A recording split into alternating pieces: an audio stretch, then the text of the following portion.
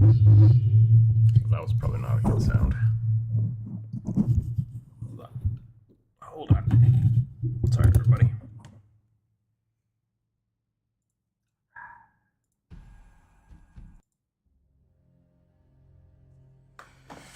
Okay, we are back. We're on the YouTubes.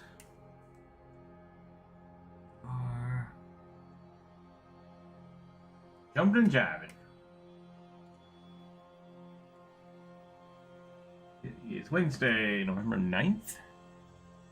It's a good one. It's a good day, I suppose. I don't know. I feel like that's a thing. Is that a thing? I mean, it's the day after the midterm elections, which is stressful. So I hope everyone's doing well. I hope everybody is recovering from a stress-induced night, if you do that kind of thing. If everybody got their chance to vote. Yeah. That's it. We're going to jump into the YouTubes, and we're going to hang out, and we're going to have a good time. That's the plan. That's the plan today. We have a list. We have a big old list. I have no YouTube chat. That's interesting. There we go. I can see it now. Tiffany, hello. Legion, hello, hello. Is it over yet? Not yet. Not quite. Probably won't be over till December, I think. It could end today, which would be nice. But you can see us now. Yeah. Landlord, hello, hello. I just got the chat going.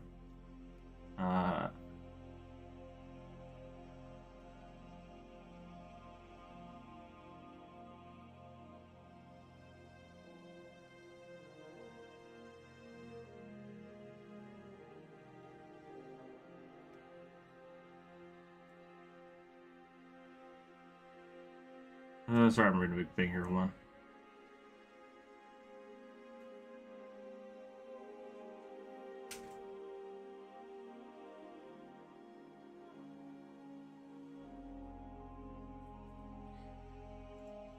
Bionic, hello, hello. Welcome in, everybody. So what we normally do is we have a community post. We have a live community post up on YouTube where people can submit their characters. We have a lot of suggestions today. I have compiled those into a list, so if you have not put your viewer suggestion on that, but you'd like to post one for this week, you're welcome to put it in the chat, and I will add it to the list. Next week, because of I'm going to stop the poll right now. Next week we will be doing a cyberpunk themed sketches, but what I will be doing is I'll be having people still suggest their D&D characters, and we're just going to draw them in a cyberpunk style. Someone suggested that, and I really like that idea, so we're going to do that. A few of the suggestions were cyberpunk related, so we won't be doing those today. Some of them were kind of half and half, so I think we might get some of those.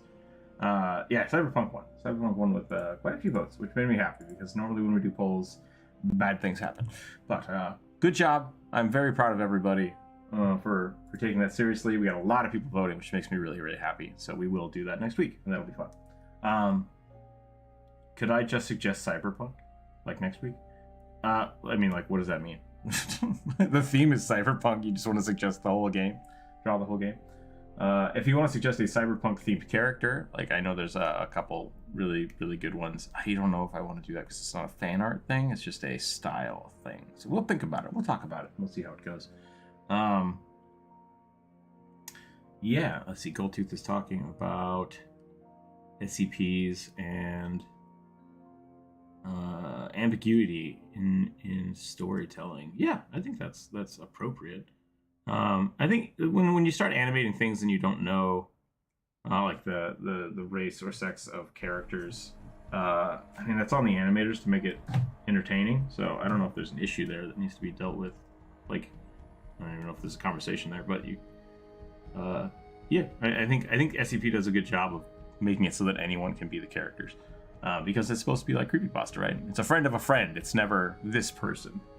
So, Sailor Duck Barbarian, if I can suggest it now. Oh, I totally thought that was like Sailor Moon, but as a duck. Sailor Duck Barbarian, I will add it to the list. You got it. Put it on there.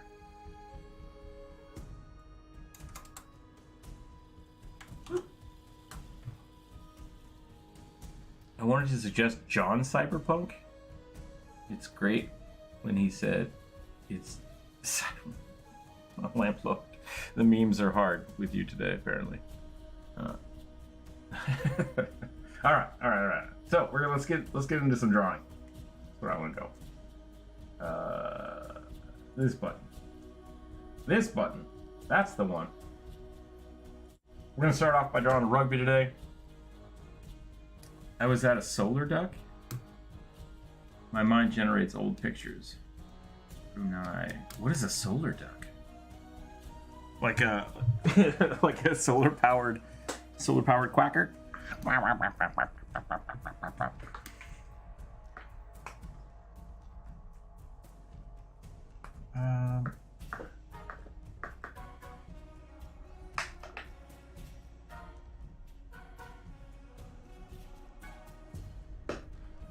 There was a solar duck, like a solar dragon, but it quacks. So that's cool too. I like that idea. What was it? I think it was Wheel of Time, where a whole bunch of people were confused because the books never inherently describe a Oh, cat. What is it? Is it food time?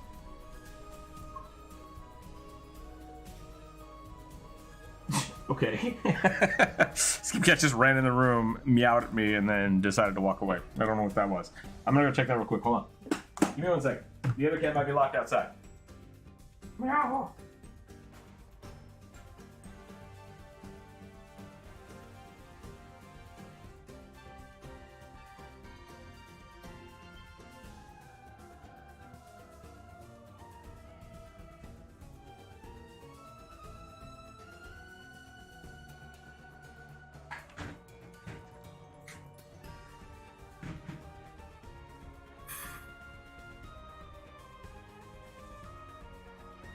Skipcat. Eat your food. Eat your food. No. No, what? Come on. Oh, you're so fat. You're so fat. Okay. Alright, cats have been placated. Is this the Goblin stream? Oh, the Goblin stream was yesterday. For those of you that missed the Twitch stream yesterday, I drew like 40 goblins. And then I kept drawing goblins for the rest of the day, and it drove me a little mad. I was very, very upset. I thought you said wax dragon. This is my mechanical companion, the solar duck here. A dragon at a spa that waxes his scales to grow new ones. Interesting. That's got some Final Fantasy connotations to it. Spoilers. We're gonna draw a little rugby here to warm up. Spoiler: we had to blow up the moon. Whoa, that was really weird. My audio music stopped right as you said we have to blow up the moon, and I was just like, the fuck? What just happened? Why do we have to blow up the moon? Well, that's something they do in Final Fantasy. Oh no, that's a misnomer. One of the moons in Final Fantasy blew up. And it wasn't really a moon. So this is some deep Final Fantasy lore if people want it. The Alligans captured Bahamut and put him in a moon, and then used that to power all their cool robots and shit. Later, that moon gets pulled down to the planet, releases Bahamut, and causes the Umbral Calamity. Is that in the trailer for? Yeah, that's the trailer. The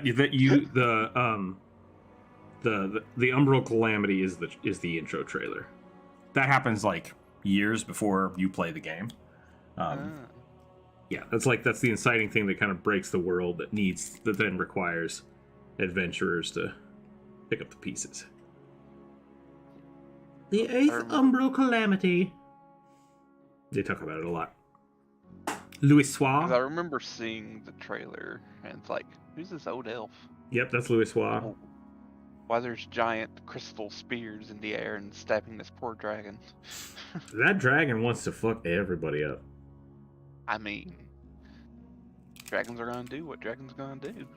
That's actually not even a dragon. It's a primal. Oh, well, excuse me. Actually, It makes a difference in that world. It definitely looks like a dragon, but it's not a dragon. Dragons in Final Fantasy are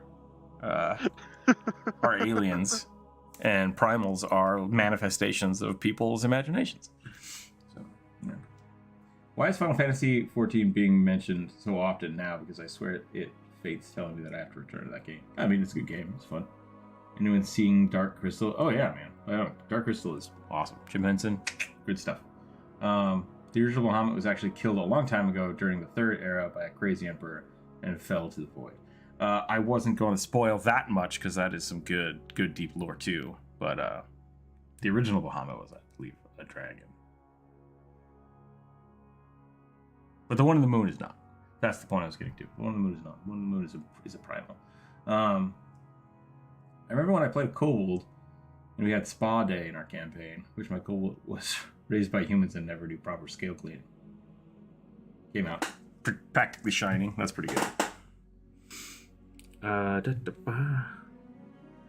We don't really have a theme today, except that I drew like 1 billion goblins yesterday. I have some new concepts for that. I wanted to make a short. I wanted to make a short of like how to draw goblins.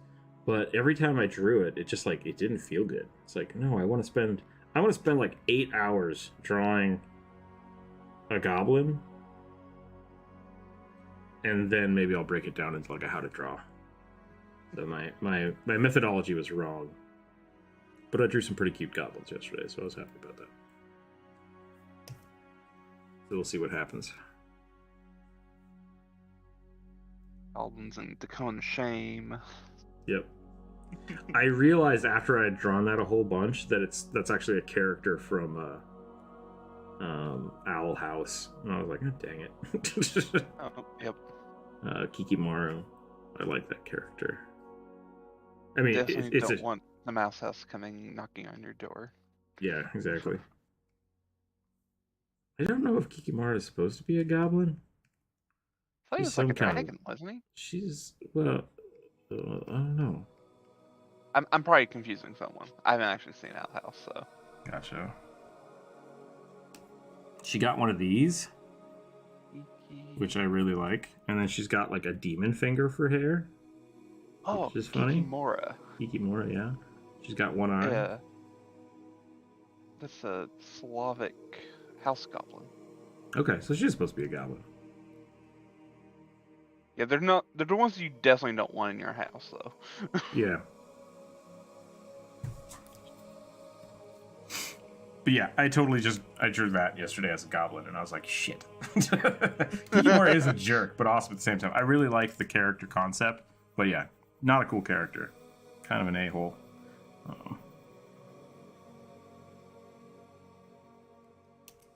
It's just, I love her design. It's so good.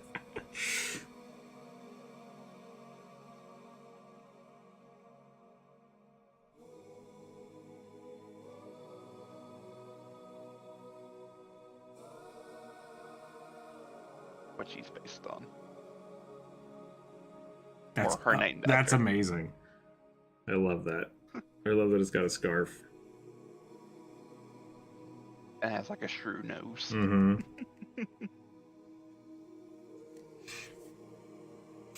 I feel like a lot of goblin stories just started from people having weird shit in their house. Totally. Like if an armadillo stole one of your scarves, you would definitely think that it was a Kikimora. Just like, get out of here. Too bad they don't live in Eastern Europe. Hey, maybe that's the weird thing, man. Armadillos can swim. That's why they didn't know what it was. You're telling me if you were in your kitchen and a sloth was up there, you would be like, oh, hey, it's a sloth. No, you'd be like, the fuck is that? Oh my god. I like her hand here. Yeah, it was a lot of fun stuff like that. I'd be honestly okay with sloth. It ain't gonna do much. Yeah, but if you didn't know what they were, you didn't have the internet. All right, I'll give you that.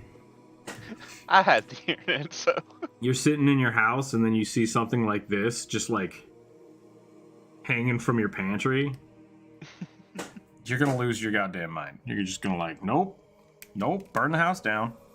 yep. Assume that the claws are meant to rend flesh from bone, and it's just no, they're for hanging. That's literally all they're for. I remember when I was really young, one of my uncles found a badger hole. And like my grandfather freaked out and went and grabbed a shotgun, and like my other uncles jumped up and ran, and I was like, it's just badgers, who cares? No, they murder cows. Like, it's bad. It's real bad. So like, yeah, like different perceptions and not seeing stuff. All kinds of weird things happen, you know. Maybe you should just move the cows. Yeah. I would think that being a sloth would be a weird round monkey. Yeah.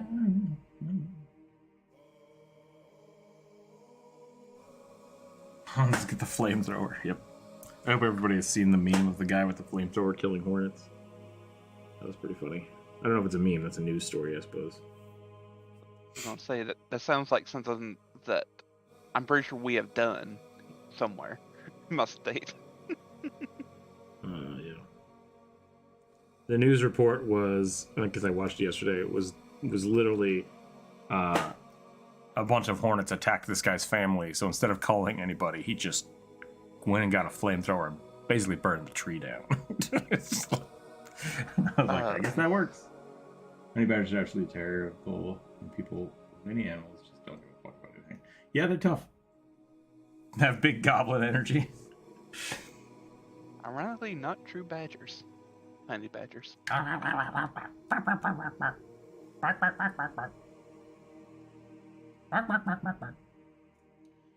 Though the hornet story reminds me, I guess it was a couple weeks ago, a woman sicked a hive of honeybees onto some people. I heard about that. That was pretty funny. Not like, good for the cops, but like, yeah. Yeah. Like, what weird times we live in. Yeah. Yeah, is that your suggestion? The hobgoblin with sleeveless jean jacket?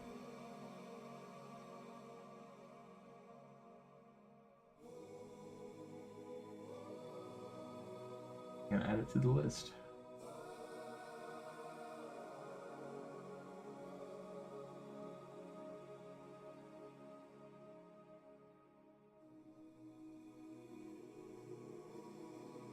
Yeah, honey badgers are tough.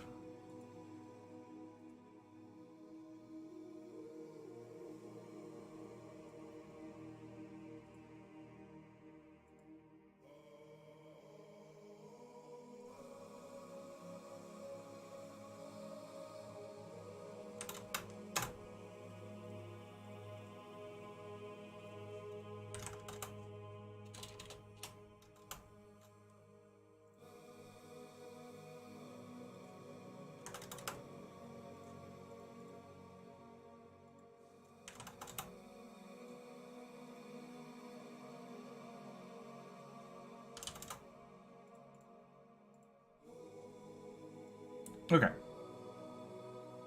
How many mind goblin jokes were town on the last stream? Mind goblins? I don't know what that means. Part of the badger confusion is also as European badgers are cute little critters that worse kill bunnies, and hedgehogs, American ones, are method versions of this. Yeah, I mean, they can kill cows. Like they're scary. Also, a fair amount bigger than the European varieties. Yeah, sure. Like European badger, and then like American badger. Hashtag go Badgers.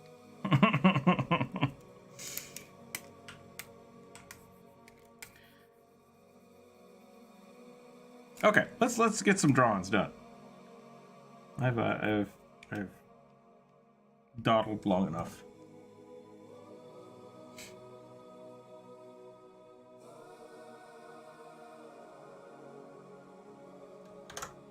Ah, I understand. Okay.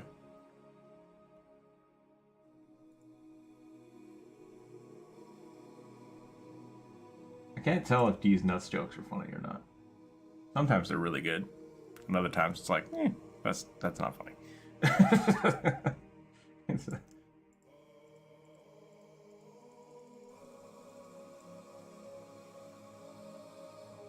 Talking about badgers, why not make a crazed barbarian honey badger hybrid? Barbarian honey badger, we've done that before. We can put that on the list. If someone wants to suggest it, we can put it on the list. I ain't doing stuff for free, besides everything that I'm doing for free today. Alright, let's roll some dice. So we do have a list. We do have a list that we've compiled from the viewer suggestions and things we have. And we are going to roll the dice. We will start. That is surprising. That's the first time that thinks. We have to draw the sailor duck. The dice have spoken, and the Discord or the YouTube chat has jumped the line, which normally doesn't happen. What is this? It's a solar duck. Wait, was it a sailor or a solar? Because I wrote down sailor duck barbarian. All right, sorry. Too many duck conversations. Yes, it is a sailor duck barbarian. Okay. Whew. I don't know what ducks look like. Something like this.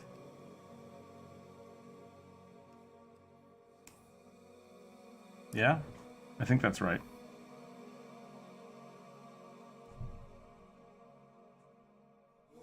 All right, I will add it to the list.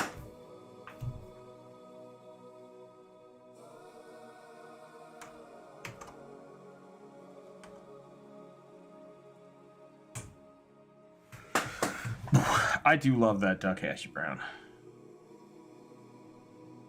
Spinny duck is good. Good gift.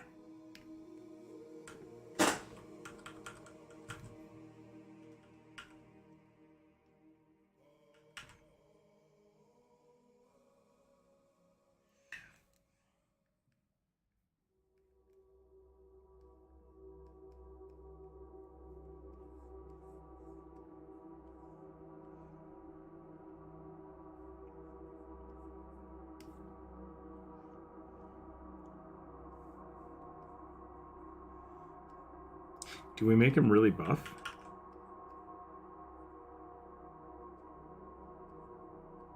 Or do we make him really derpy?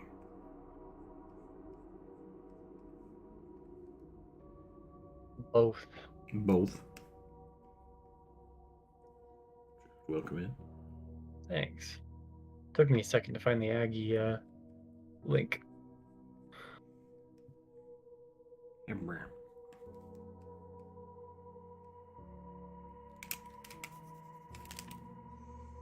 Middle ground? All right.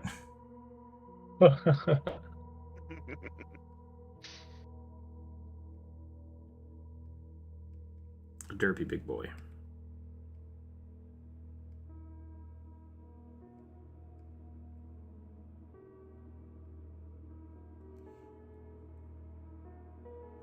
Ducks are kind of assholes.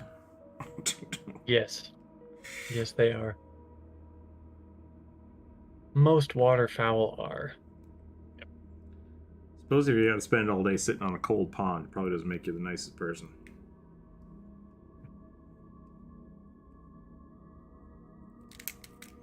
Oh boy, this has gone a strange direction already.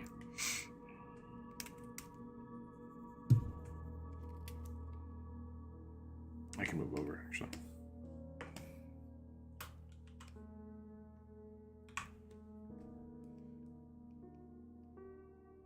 Just starting with my usual mushroom. Is that Quackules? I can't remember. Or is it Duckules? I don't remember what his name is. Swans can be deadly.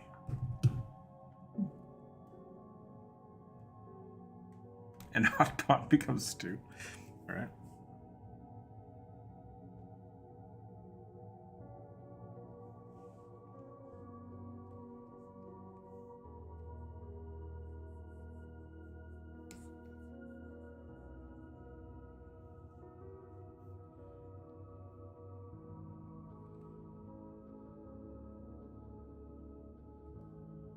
How are you, Druid? I'm pretty good. That's good. I'm very tired. I definitely used up too much energy working out this morning. I didn't do my workout yet today.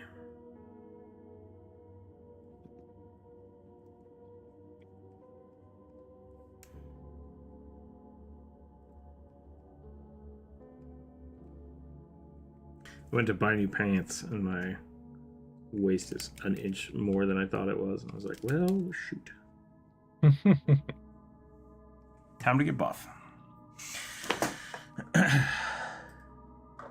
You roast them, they are delicious. You know, I've never cooked a duck. I've eaten duck. I just haven't ever, I've never cooked it. Yeah, me neither. I've always kind of wanted to, but also kind of been afraid because there's so much fat involved that they're kind of easy to burn if you don't watch them, apparently. Or at least that's what I've been told. No, they can be easily overcooked.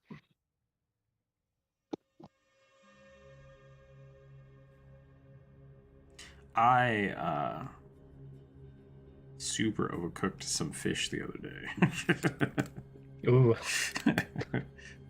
It was rubber. It's like, I haven't done that in a while. Yeah. Fish is one of the easiest proteins to overcook, I think, at least in my personal experience. Oh yeah, I mean, like if you're cooking fish, it takes like 3 minutes to cook. Yeah. But I think my problem was that I didn't thaw them out all the way because I was in a rush. And so then when I cooked it, it took too long for it to actually reach temp. And the outside I didn't burn it. It was just really overdone. It's like rich chicken.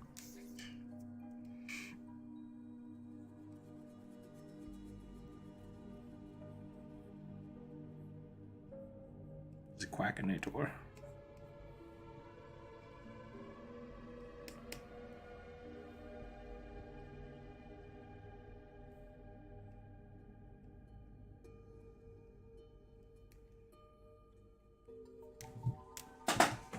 I never really liked fish. When I do, I love to get my hands on some nice smoked salmon.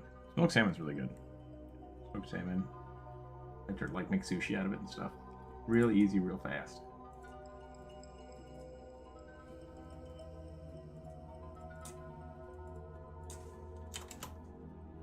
I don't care for smoked fish personally. It used to be the only way I would eat fish.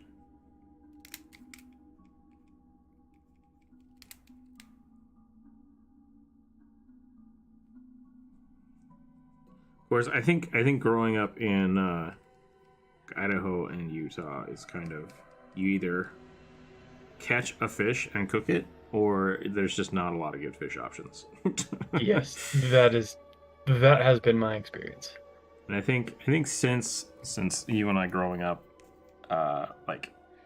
frozen fish at Winco now is pretty good. Yes, because a lot of it is caught and processed on boat and frozen. Yeah. So it's pretty damn good. So I've been buying I'll buy cod and pollock and stuff in frozen bags and then thaw them out.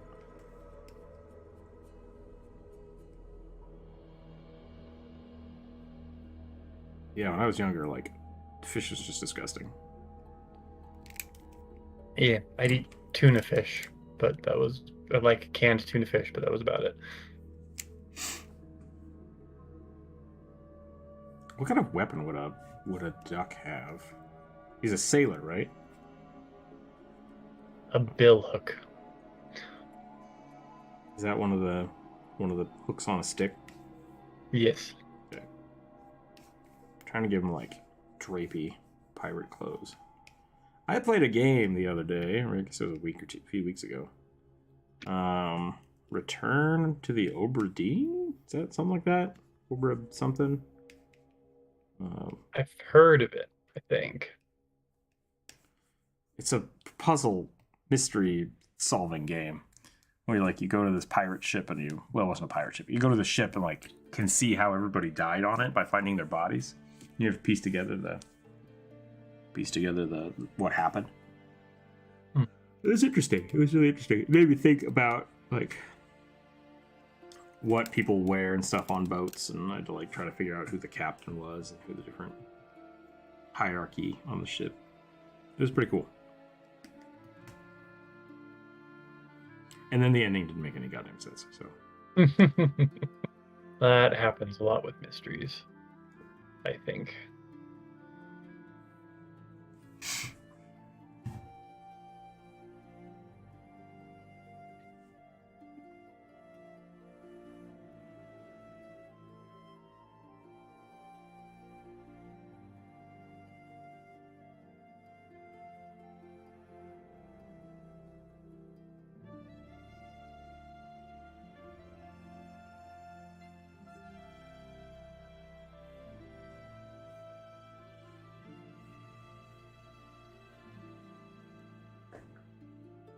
there is a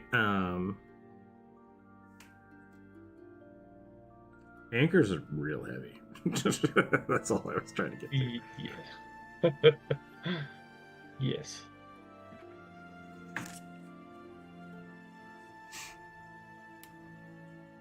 And it surprises me how well they work for what they are. It's like a grappling hook for your boat, except not at all. Yeah, because they don't actually ever touch. They usually don't actually touch the ocean floor, right? No, they do, but they're not like. So it does not take a lot of tension to keep the boat in one spot, right? Like, yeah. You're not stationary because you're on a big old rope, but it just prevents you from really going around.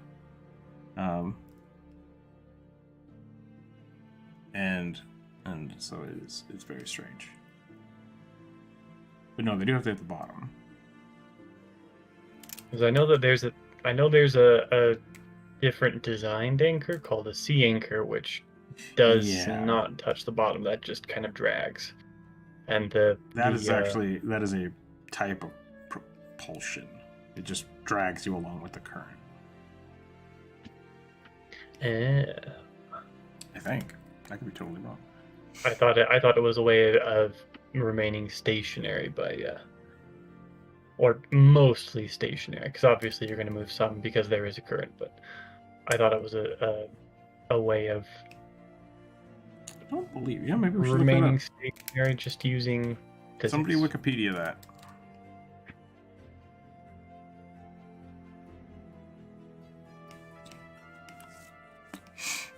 But no, they don't dig into anything. Otherwise, you'd never be able to get your anchor back. They're just yeah. They just hit the bottom, and then that's enough. They kind of scoot around a little bit. Weight and drag.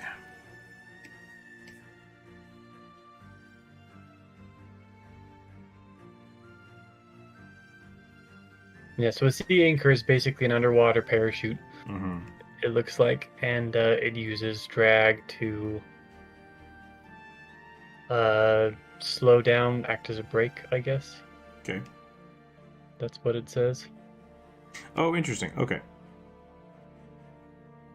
Yeah, because like all boats are like they get pushed around by the wind regardless of whether or not they have a sail. Yeah. So if the wind is going different than the current, I could see an anchor like that kind of.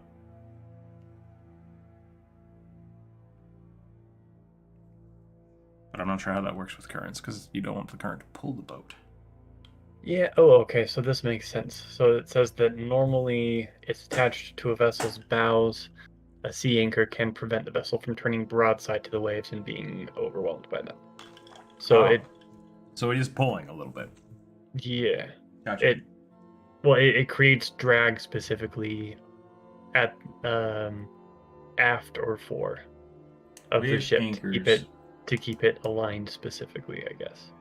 Or 1.5 waves behind you, so the back current of the wave keeps you slower than the waves. Interesting.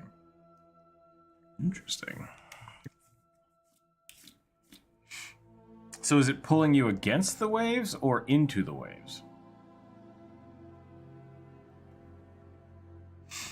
It's pulling you in whatever direction you need it to pull you so that you don't get broadsided by the waves. Broadsided is getting hit by the side of... Okay, that makes sense. Got Yeah. it. Yeah, so it's preventing your boat from going perpendicular to the waves because you have something pulling you this way with the waves. Yeah. Got it. Okay. There to keep you from being capsized by rough seas, I guess. That makes sense.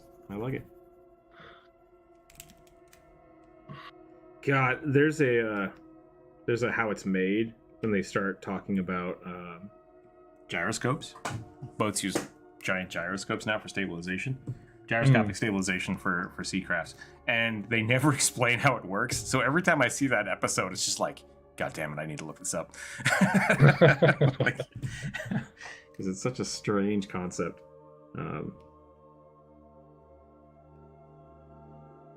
And then I look it up and I'm like, no, yeah, that makes sense. And then I forget about it. And I was like, oh no. Does that work again?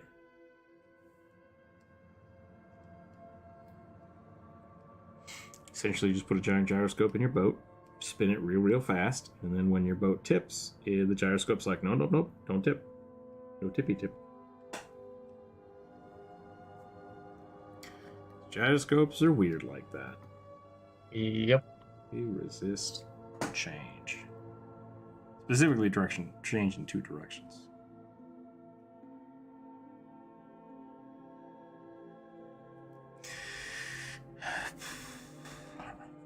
I gotta give him like a beard. I gotta make him more gruff. Gruff sailor duck.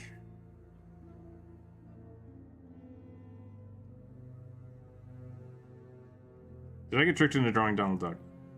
Is that what just happened? Probably. Euroscope. I get it. The only thing I know about anchors is you can use them to make overdramatic U-turns in Sea of Thieves. That's true. You can also use harpoons. Really? Sea of I Thieves haven't seen that trick. Sea of Thieves is an interesting concept, and I feel like there's just no game. So like my friends and I played it, and it was like for an hour we were like, "This is awesome," and then we figured out how the boat works. And it's like, now what? So really good boat sim, even though like there are shenanigans like that where you can U-turn the boat with the anchor and stuff. But I don't know. I want more out of that game, and then I'll play it again.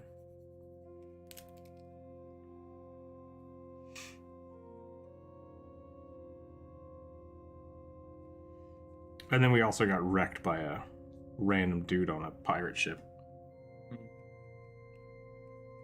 Because there are some quests, like daily, monthly quests you can do. We're like, yeah, let's do that. And we spent like 2 hours getting out to this stupid island, and then we all jump off board to go do stuff, and this guy blows our boat up. And it's like, so now we just have to drive back out here? Yeah, we're done. And we quit playing. So forced PvP is never a good idea. Agreed. That is literally the reason why I said not gonna invest anything into this game.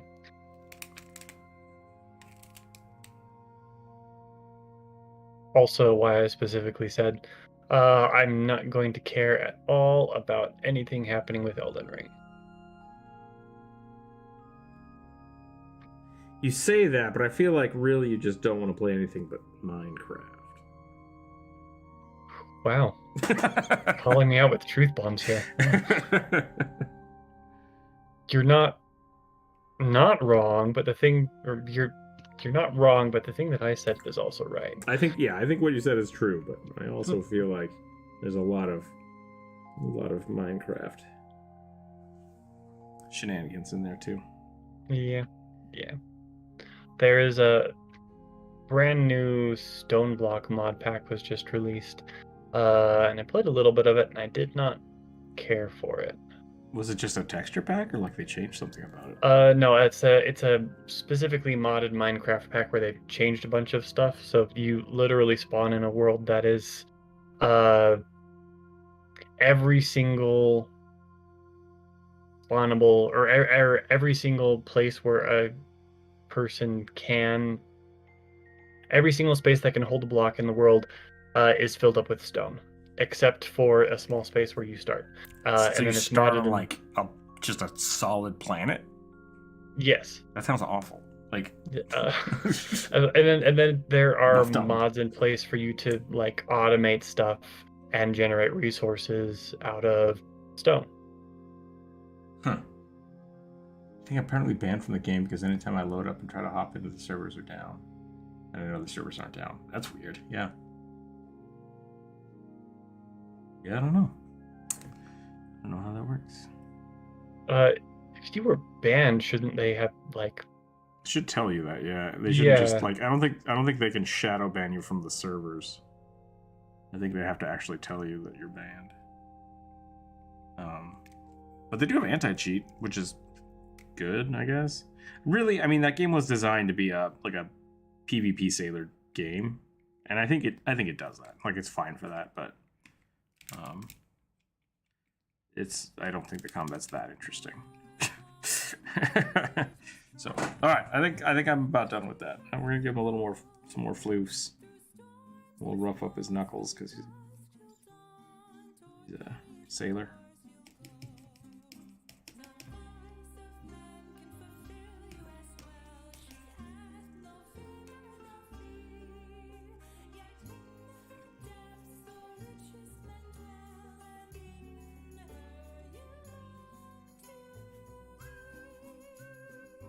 He's got a quacking tattoo. See if these servers suck.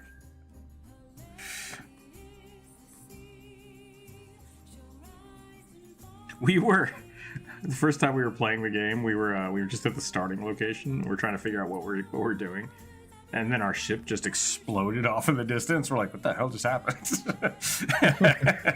And it just restarted the game. We're like, "Okay, that was weird. Why did our ship just blow up?" Somebody left it on fire. Something.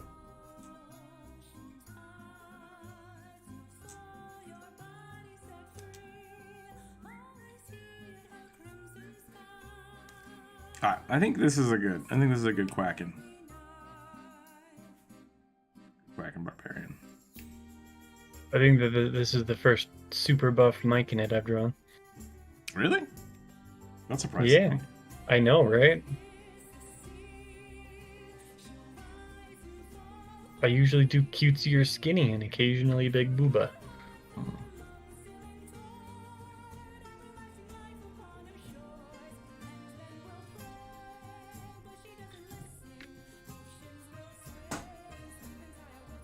Quiet.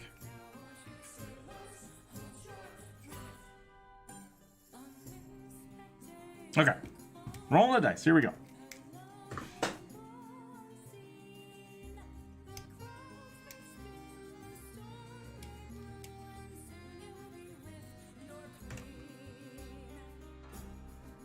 What's the song playing right now? It sounds so familiar. Let me look for you. This is called Ancora Bound, and it is by Will Savino. He does a lot of Dungeons and Dragons music. He's currently developing his own D20 packs or Foundry packs. I'm not sure which. You can check out his Patreon. There's a link down below. Not sponsored, but I like his stuff. It's good things. So, check it out. All right, rolling the dice. Here we go. Here we go. Here we go. Here we go. Here we go. A Rose Goran Witch. Okay. So the Goran is like a rose. Thorns. Got it. Are Gorans usually a specific flower? Or are they all just plant matter? I think I've done. I've definitely done different types of flowers. I guess I always kind of saw them as trees instead of flowers. Well, their faces are entirely like flower petals. I guess so, yeah. A reborn owlin barbarian with clockwork parts in his chest. Oh my. So reborn as in resurrected as a clockwork monstrosity. Gotcha. I like it. What there?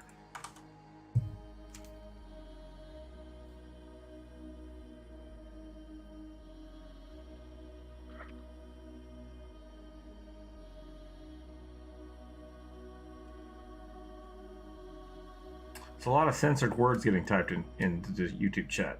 Be careful there. I don't know what YouTube will do about it.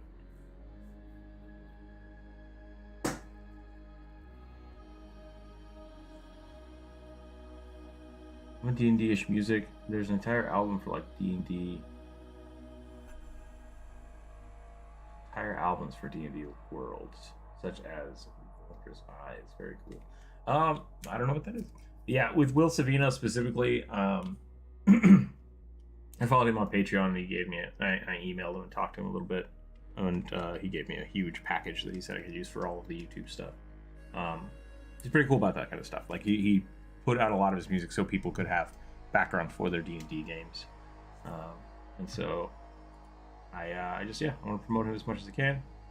I think his Roll D20 Patreon is actually, it's kind of dead because he's doing so much for the other Patreon now.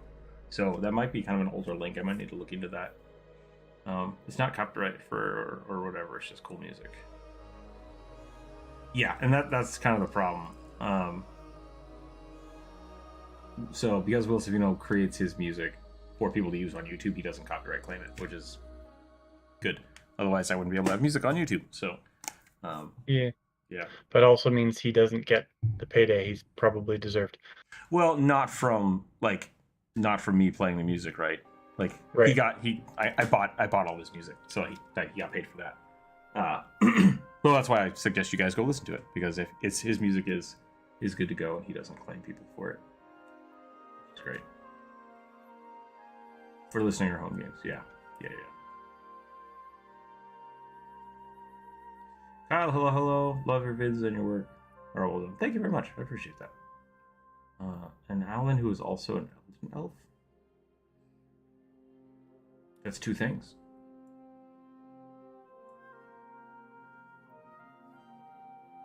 Espen, I'm not sure if that's an actual suggestion. If you have a class you want to see with one of those, or I'm not sure what you want with that. Just a half owl, half elf, because I could do that too. But what was I drawing? I've forgotten. Oh right, Garans. Rose Garan. Which Corvus, you know more about this than me. I think this is Corvus' suggestion. Yeah, well, I'm not at all surprised, because the dice have chosen. Garan has been or is being released for 2nd edition Pathfinder this week. Yeah. They are a cool plant folk race. Were the Garans the one that were made to be eaten? I can't remember. Yes. The Leshies? No, it was the Garans. The Leshies are just nature spirits, I think. One of them, one of their racial passives is tastes good. Yeah. Yeah, that is the Garans. Okay. At least from 1st edition Pathfinder.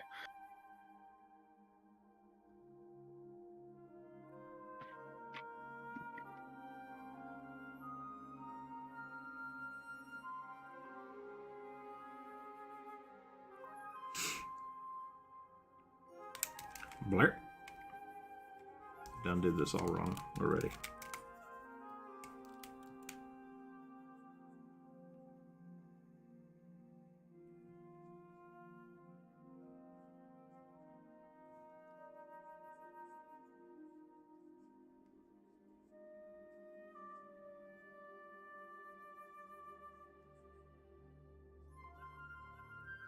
How does one draw a witch character? I was going to say hat, but I want to do like a rose petal thing.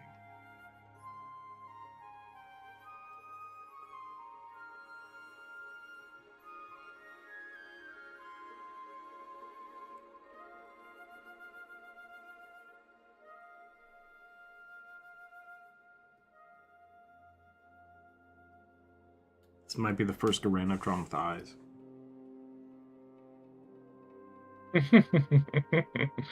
Mm-hmm.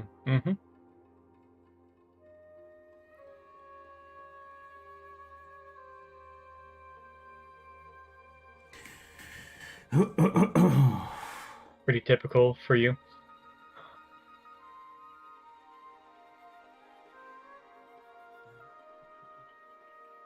What kind of metals are Mike and his partial to working with? Do they use metals? I guess they're not like opposed to using metals. I just think they grow everything, don't they? I would think so. They're probably asking because I give this guy a big old two-handed axe. Oh, I thought it was gonna be a scythe. That's still good. I like that. A tree chopping, that feels very poetic. Just like it's just chopping down trees. No, it is a seasonal elf type. Oh, did I read that wrong? Is that what happened? Unless is because Owlin is a thing. What did I read? Eladrin? Oh, was it supposed to be an Eladrin? Okay.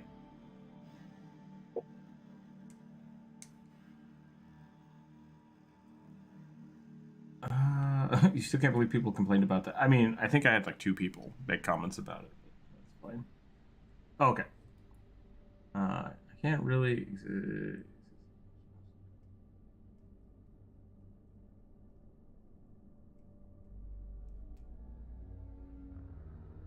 It is both.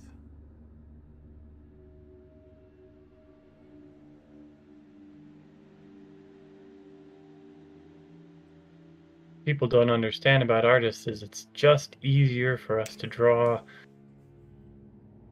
our ideals, the things that we like, and that means sometimes horniness comes out. Yeah, that's fair. I mean, like, I definitely draw some sexy stuff. I like it.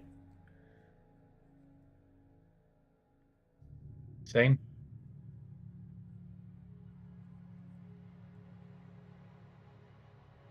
Though I very rarely draw actual smut.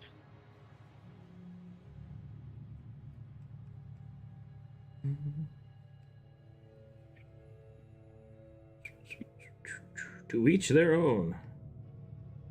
I think that's really the problem, is like my level of smut versus sexy is different than someone else's. So that comes out sometimes. People are like, "Why are you drawing like this?" I don't know, 'cause I like it.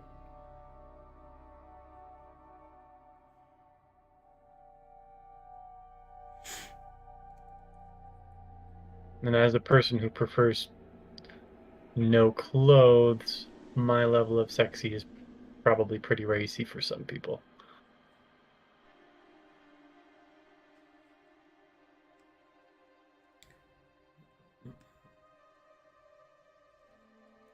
Nudity isn't inherently asexual. Correct. Is the saying. And it's just like, that's not really how America sees it, but that's fine.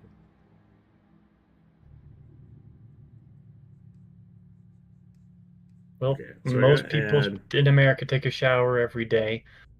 I would say probably the vast majority of them are probably naked when they bathe, and most of them aren't having sex at that period of time, so...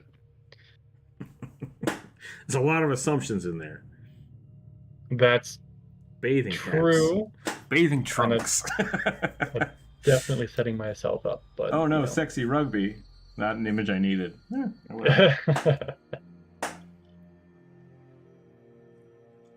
Then why no thick kobolds? I've drawn thick kobolds. Yeah. They exist.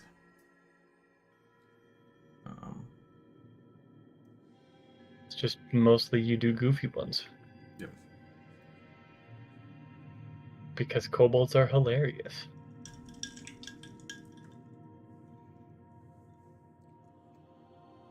Yeah, Espen, sorry. I'm. If you have a, do you want us to draw an Owlin and or a Eladrin, or do you want a mixture of the two? I'm a little confused still.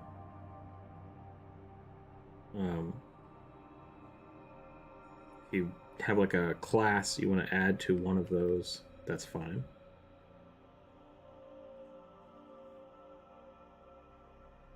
I'm not really sure exactly what you want drawn.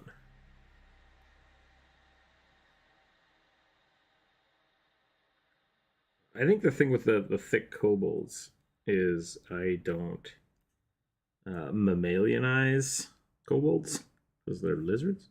I have done, like, I like drawing the Yonties more like curvaceous. Yeah, but I'm still kind of on the fence about whether or not, Jonas aside, whether or not snake ladies should have the big aboobas. But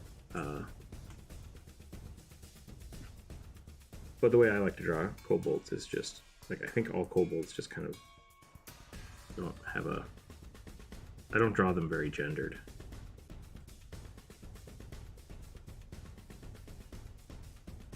Same, and even less so for lizard folks. Lizard folks are basically genderless for me. Yeah, when I draw lizard folks, I usually pick whether I want something to be like bulky and masculine or very curvy and feminine.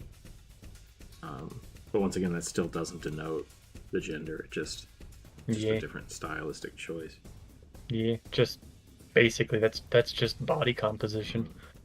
And then with oozes, I always draw them sexy because I think it's awesome. And if I were an ooze and I'm like, I want to look like a person, I'm gonna try to look vaguely awesome and curvy because it's easier instead of square and rigid, which makes no sense to me. Glamour Bard, I see as an owl whose personality is like a fae. Okay, I can do that. We'll add that to the list.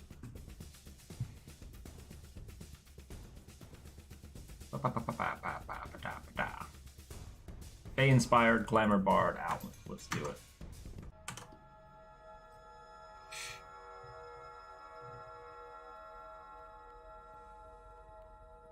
The hair in the stockings. I don't know what that means. Goldtooth, and I think maybe you need to delete your user history before you go on the internet.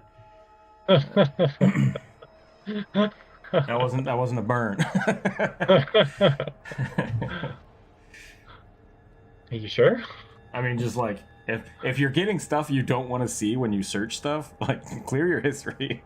Start fresh. Yeah, Start fresh. That is true, I guess. Yeah. It's an interesting idea how an owl changes through the seasons. Like, do its feathers change the color? What about facial feature patterns? Yeah, that could be interesting. I feel like, man, that's an interesting thing. Like, there's a lot of fake creatures that have seasonal variations, but I don't think they change in that sense. And I've always thought of that because, like, they're aligned to that season. So with the Eldrin, you kind of pick whether you're a winter or a summer fae inspired creature. Kind of like that idea with the owls. I don't know if they would change though. I don't know if there's any fae creatures that change through the seasons. Like a summer fairy would just diminish during the winter. It's always been my thought. Yeah. And they're just stronger to hibernate. Mm-hmm. My Kobold Ranger uses oranges in her clothes. Oh no. Makes things a lot easier. That's fair, you know? Yeah, Pathfinder 2E kobolds are my favorite.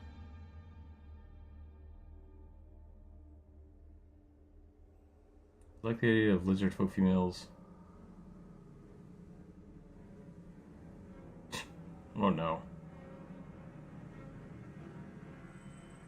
Not an instant burn at all. It wasn't meant to be an instant burn. It was meant to be advice. It was meant to be advice to address your kobold issue. Eldrin can pick, or they can shift with the seasons. Interesting. Okay. Well, I guess I'm wrong then. Whatever.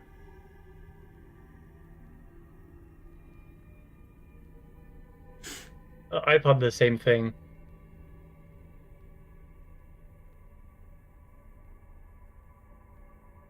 It's okay to be wrong. Yeah, so at least we were wrong together.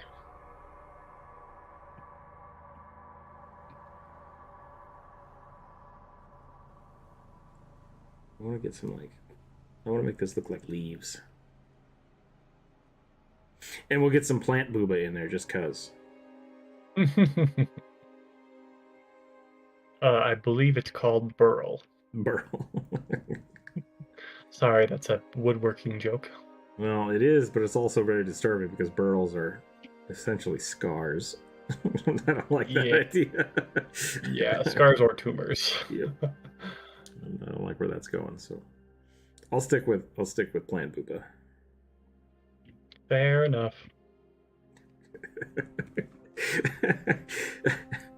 I have a story that's funny, but I can't tell it on YouTube, so ask me about it later. Okay. It's an anecdote, so it's not like anything really super important. That being said, one might wear a little more jewelry. If that's what works for you, that's what works for you. Like, I think that's a good. I don't know. I've never thought about it much. Like, I feel like kobolds I've never thought of them as gendered in any way, shape, or form. Kobold's just a kobold in my mind. Because maybe it's because I play them very one note anyways. And so, but like with goblins and stuff, like I draw male or female goblins depending on how I want to play them. Did my request get buried? Onimaku, it might have. Let me check. Goblin Wizard whose spellbook looks way too big. Yeah, we need that. I'll add that to the list. It got buried by the boobas. Sorry about that.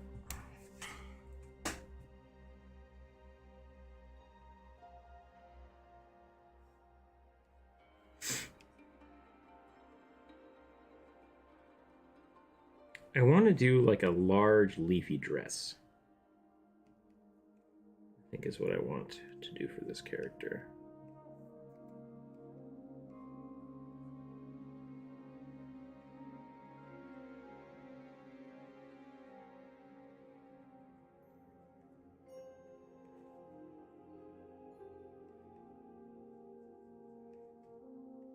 So usually around this time of the year, we're getting into October, November, I have like a big project. Mm-hmm. I don't have one yet this year. So if that stays the same, I might do some giveaways where I do a free commission. I think that could be interesting. But I'm not sure how to do that. Partially because it's like giveaways and contests are very strange. Like they just... Yeah. So I'm trying to think about the best way to go about that. But I think I'd like to give... Maybe it's not a giveaway, but I want to do like gifts or something to some of the Patreon members or some of the people in Discord. So I need to think about that, but I think that would be fun to do. Maybe we'll do it on Twitch. Maybe we'll do like a Twitch... something to the effect of like r/character drawing, where we could have people submit stuff and maybe pick one or two of them, something to that effect. But I think that would be fun. I think that'd be a fun way to go through this season. Yeah.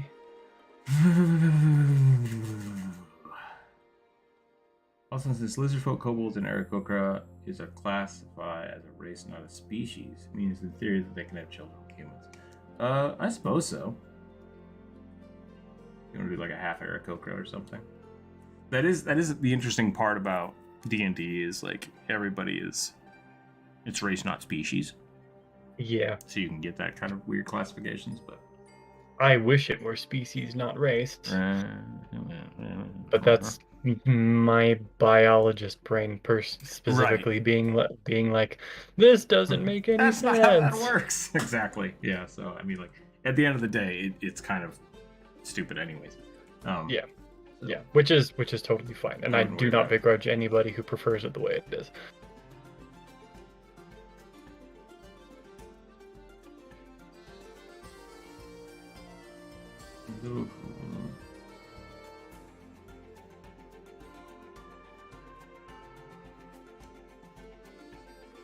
Okay, I'm gonna finish this up here.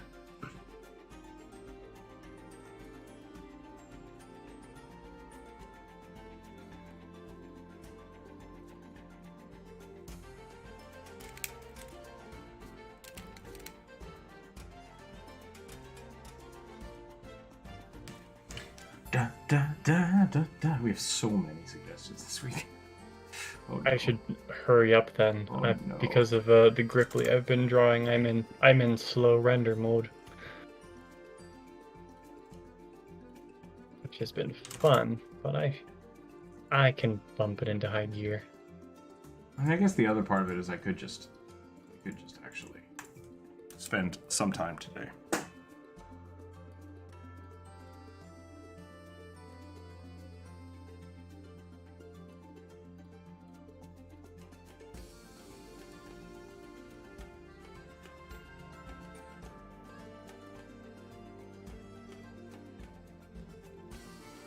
F's in chat. F's in chat to make me stream forever today. We'll start a streamathon. For every $1 we make, every subscriber will stream for another 10 minutes. That sounds like hell. Yeah, I don't get those. I mean, maybe that's my problem, is I don't like doing that kind of stuff. Which maybe people do. Maybe people really like that kind of interaction. And so my introverted nature of just like, I want to go eat lunch and not work right now is holding me back. Maybe. I need to make more D's nuts jokes. Do you like this Garand? Garand these nuts. Doesn't make any sense.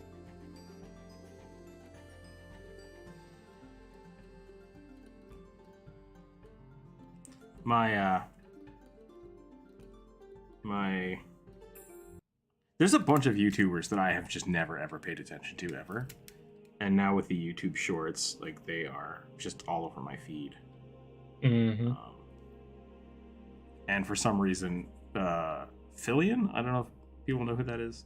It's a VTuber for VR chat. My feed is nothing but her making D's nuts jokes. Like, and it's just like,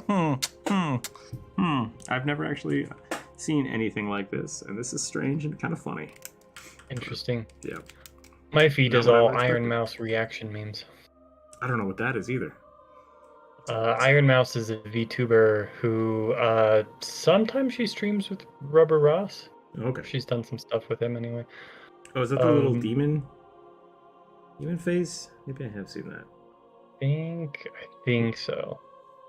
What's her avatar, I guess, would be my question. I don't remember. Oh, okay. Well, it doesn't matter. It's one of the very rare instances where I only remember the name, not the face. That's a good feed. Which is very strange. That doesn't usually happen to me.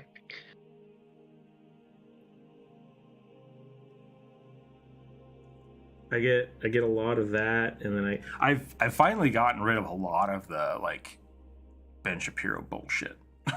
Yeah. Like anything political, it's just instantly like thumbs down, not interested, thumbs down, not interested. And they'll trick you. They're like, hey, let's talk about something interesting. It's like, okay, and then it's just like it diverts so fast. It's like, whoa, no, thumbs down, not interested. Jesus.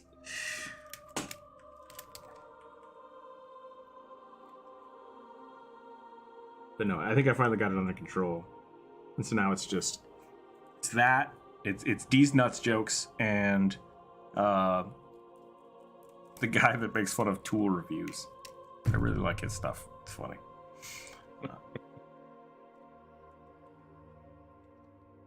Sea Dog VA. That sounds familiar. Yeah, I would only know any of those names from the few times I've watched Rubber Ross's stuff. I watched him play a lot of what the hell's it called? Among Us? When that was popular. I watched that for a little while. And I watched a lot of Rubber Ross. I like to watch his I like to watch their Gartic phone animations. Yeah, I guess watched some of that too.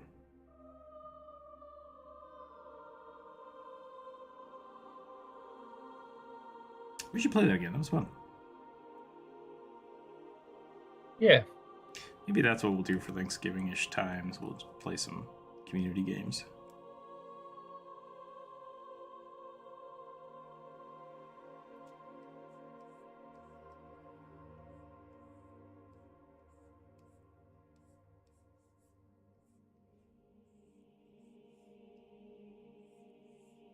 Okay, hear me out. I don't know if Garan wear clothes. I think they just grow their own clothes. Yeah. Everything is just leaves. I think that is correct.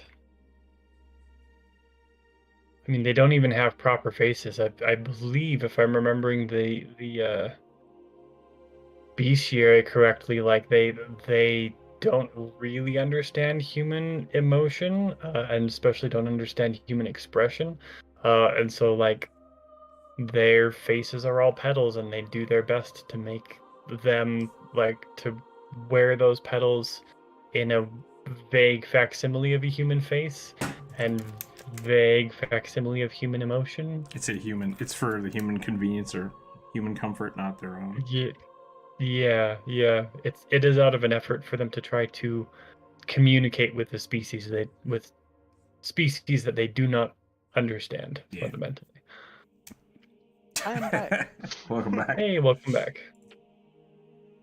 Is this macaroni? Hash brown, that's a good gif. I need to make more squirrels these nuts jokes. I think that's what I need. I'll have to work that into my my Magic the Gathering squirrel deck.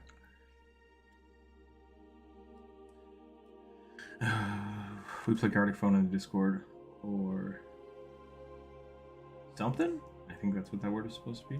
Yeah, we did that last year. We could do that again. Avatar has pink hair and horns. Okay, I think I do know that Avatar then.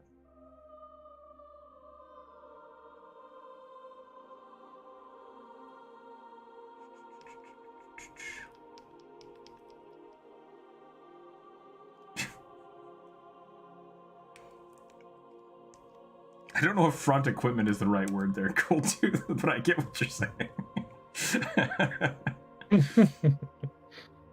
The only reason that lizard folk can't understand human emotions is because they're lizard god, technically a lizard god that was split into two. Interesting.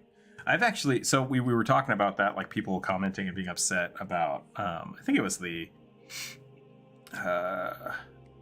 SMR video I did. And I think really the outrage was people were mad that I was drawing a Critical Role character as the wrong class, because I'm like, I think it'd be better. She should have been a paladin. That would have been awesome. And I drew her in sexy armor. People got mad. It was like 2 people. I actually had more people mad at me about the lizard folk video because me as a mammalian man could not ever understand how lizard people would do. And I was very confused about that, and then it got commented on a few times, and I was just like, I'm not going to touch that. that's not my fight to fight. I'm going to do the best I can. So people on the internet just want to be mad. Like, that's just all there is to it. And there's no reason to engage or talk about it. Correct. So, yeah, if people do that, like, don't worry about it. Let them be mad. That's fine. I can take it. I'm a big boy. As a great short series in my alien roommate. I don't understand that sentence. If I can eat this. Is that another D's Nuts joke? I feel like that's another D's Nuts joke. Yasha is amazing. I love drawing Yasha. Really good character design.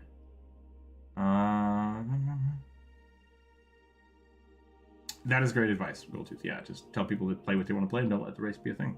Yeah, let's play. Yeah. That's basically what Tasha's was. Play a character and just have fun with it. Don't worry about what the book says.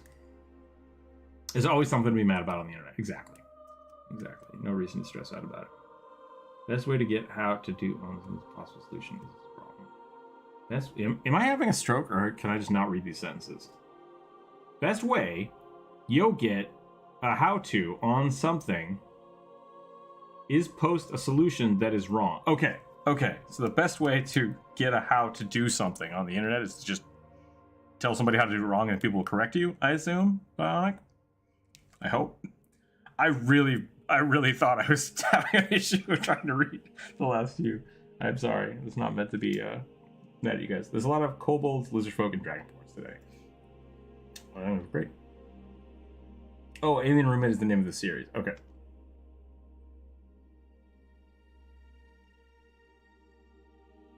We drive in things that use explosions. That's true. Our cars are explosive powered, which is pretty awesome. Like, that's pretty metal when you think about it.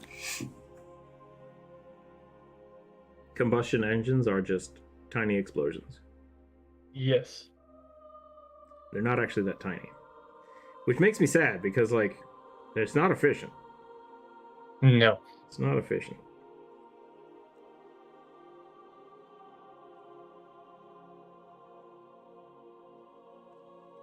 I am super excited for everything being electric. The problem is where my family lives is so far away that if I owned an electric car, I would not be able to get to them. And I'd have to stop and recharge somewhere in the middle of rural nowhere. And I do not anticipate I would be able to do that. So yeah. So currently, electric cars are out of my purview. But hopefully, within the next 5 years or so, I'll probably get one. I'm excited. And at that point, strap a battery on my house and just go to town. Solar power. Yeah. Let's do it. Revolutionize. Sorry, not revolutionize. Modernize. Modernize with revolutionary technologies. There we go. Idaho is one of the last states I expect to start developing electric car infrastructure. Yeah, Idaho is not happy about it. D&D lore. I mean, yeah, you can love D&D lore and you can use the lore for anything. It's a matter of, not all characters are going to work for all the different lore things, and not all games have to work that way. Make your own stuff. Have fun with it. D&D is an amazing amount of lore that you can use as a base, as jumping off point. So much good stuff. Yeah. And the thing that I always really love is I had 2 players arguing about basically like the gods of death, because they both wanted to play necromancers, but they were doing different things. And I was like, hey guys, here's what we're going to do. You're both right. And they looked like, that's stupid. It's like, both of your characters believe they're right. We just invented religion. Have fun with it. Yeah, it made me real mad, but it worked out fine. Electric needs upgrades to the base grid. Don't see anyone pushing for those. Yeah, there are a few places right now that are trying to upgrade the American electrical grid because doesn't work. It won't work for the amount of power that we need. And so, like, that was a big part of the infrastructure plan. Not to get political, that's part of it. Part of the original infrastructure plan was to update a lot of old things. Idaho Power is actually pretty good about updating their equipment. Yeah, California, it's much better than not Texas. So good. Texas, not so good. There's a handful of places that just refuse to do that kind of stuff, but it's a whole thing, right? So, like, that's why it needs to be done on a federal level. Which is, makes people mad. That's fine. We don't need to talk about it, but that's the situation we're in. Hopefully, like I said, 5-10 years down the road, we will start updating those things, and those things will be viable because electric cars are really cool. I would love to buy an electric motorcycle. That would be awesome. Yeah. And the new tropes talk by OSP Red. I don't know what that is. Overly sarcastic productions. Oh, okay. Got it. Talk about how something good to watch things to help people emotional, out of control environment. People are mad on Twitter. Oh yeah, no, those people being mad on Twitter is very much the same. I ignore all lore and just make things up myself. You can do that. You can do that. I ignore only lore that I don't care about because I'm lazy. How is Texas dealing with the tornado aftermath? I actually have not heard. I hope Texas is doing okay. There were a lot of tornadoes there, and now with everyone in Florida, I hope is being safe. If you guys need to talk about stuff or just want to check in and say, hey, we're good, or, my house is wet, let me know. You draw Dragonborn Rune Knight next. So, Forrest, how we normally do this, if you want to draw a Dragonborn Rune Knight, I will put it on the list, but then we roll the dice, and the dice decide. But I will put it on the list for you. Dragonborn Rune Knight. Unless that was already on the list. Was that already on the list? Let me check.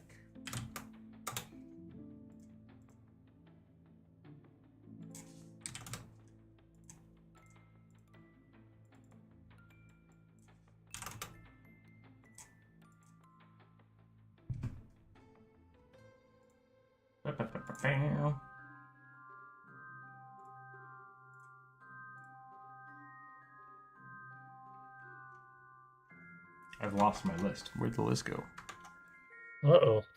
Here it is. I have too many windows open. Yep. Okay.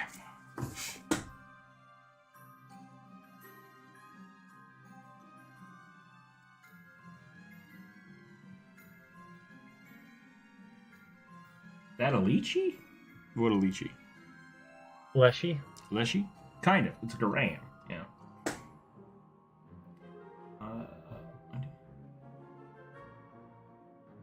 Mine is just a myconid.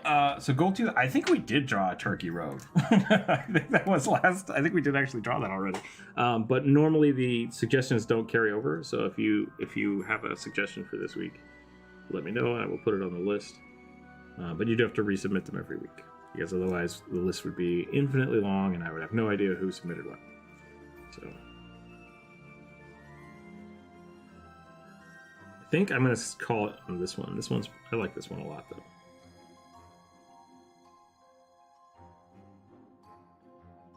I feel like I need more brambles, but maybe not.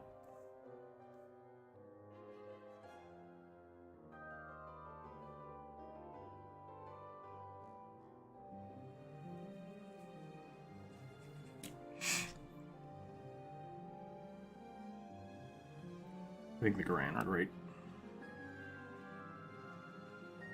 I like them. I have a hard time drawing them, but I like them.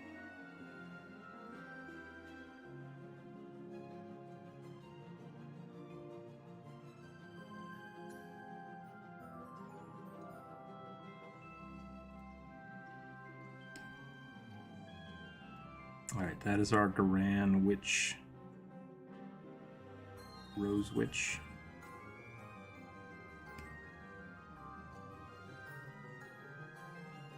I don't know if I like that. I think I'm going to leave it light.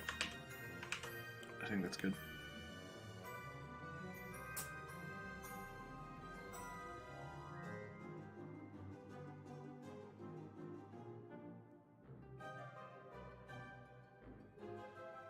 Okay.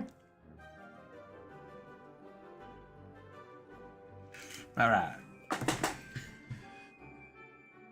Does Garan have a different mask for different emotions? I don't think so. I think they just, I mean, their face is just wood.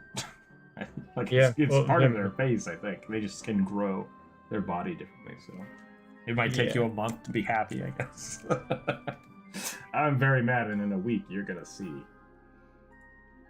I regrow my face.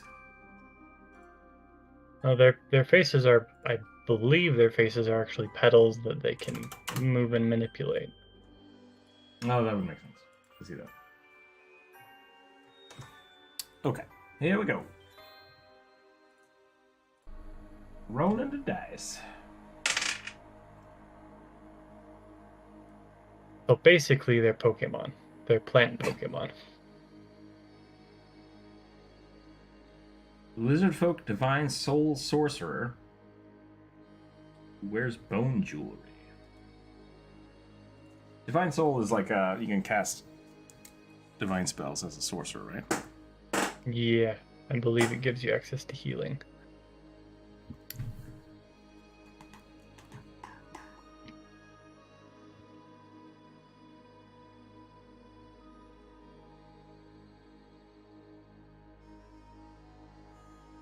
Goldtooth, I'm not sure what that means, but I feel like it has notorious connotations. Groot, I choose you, yeah. I don't, like, what do you mean by that for lore? Because, like, I would give people horns. That would be fun. So we couldn't do that.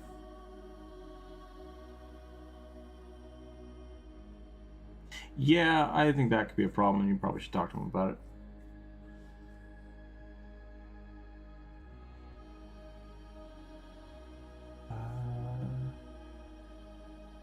Don't be inappropriate at the table, people. Be cool about it. Be cool.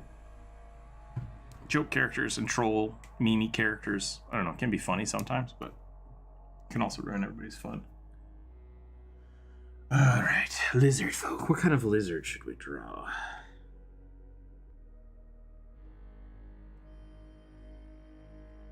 What's a good divine-looking lizard? An axolotl? It's not really a lizard, is it? No. That's an amphibian. Let's see. Would you count that as a lizard folk, though? No, I guess not. You'd have to count it as like... I guess it'd be closer to like a Ripley. Yeah, I've decided. I'm doing it anyways. It's close enough. About a crested gecko. Okay, that's pretty good. What's that look like?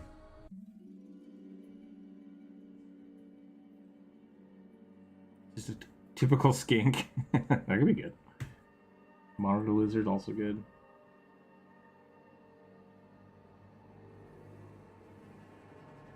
Or use an Australian blue crested lizard, which is also pretty cool. Processing. Yeah, Megumi, I do love the bearded lizards. Or the horned lizards, whatever they're called. Those are really good. I've drawn a lot of characters based off of that. Flooded with lizards. Alright, I think I can come up with something based on that.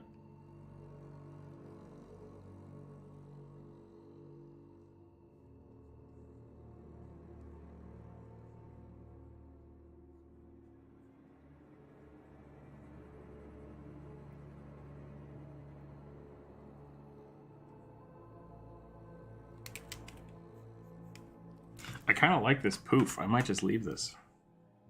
I might just have these like frills just kind of going everywhere. That could be interesting. Yeah.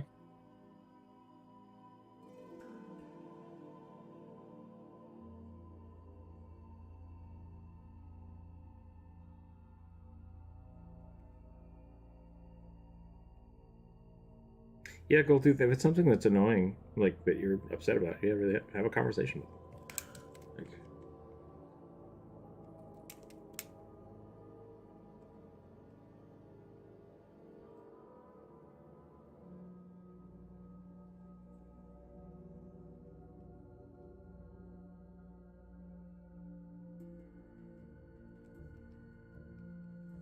any advice I can give? Iguana.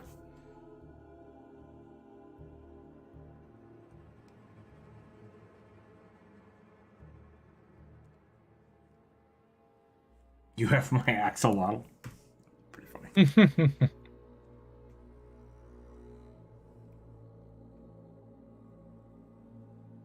All right, I'm done with this mushy boy. Got the sauce for another one? How you feeling? Yeah, I can keep drawing. Got 23 left. 20.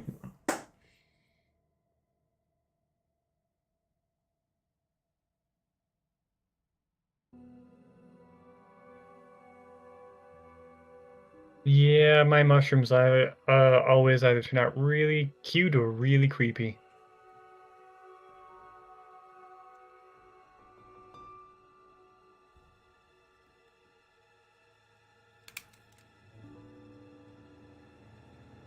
I think your problem.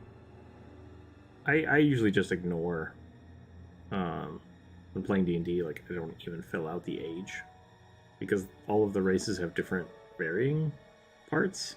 Like the span lifespan is so different that it's just like elf, very old, done.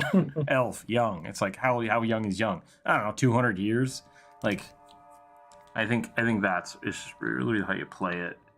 And so, especially when you have like kobolds that maybe only live for 12 to 20 years, like a 2-year-old kobold is an adult. They shouldn't be acting like a 2-year-old, but they could also be really dumb because they're only 2 years old, you know. So, yeah. I mean, play your characters how they're supposed to be played.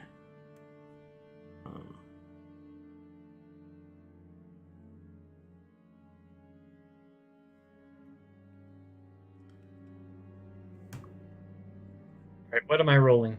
D20. Just a d20? Yeah. 6. A dwarf archaeologist who is following stories and maps his grandfather drew for him when he was a child. Okay, dwarf archaeologist. That sounds like fun. Kobolds survive off instincts and are not smart. I like that. Kobolds can live up to 100 years. They're mature at 3. Yeah, that's fine. Like I'm saying, I don't think it matters. I think it's one of those like extra details in the game that shouldn't affect the game. Kind of like how tall are you? It's like, I don't know, regular height. Like, because really, I think what the question is then, like, are you old enough to be adventuring? Yes or no? If no, please don't join the adventuring party. Yeah. Like, that sounds like the problem you're having. It's like, I'm playing someone who shouldn't be here. It's like, then maybe you shouldn't be here. Like, please stop. Played a campaign once where the one of the people I was playing with was they were playing a 11-year-old half elf, so like even younger for that heritage.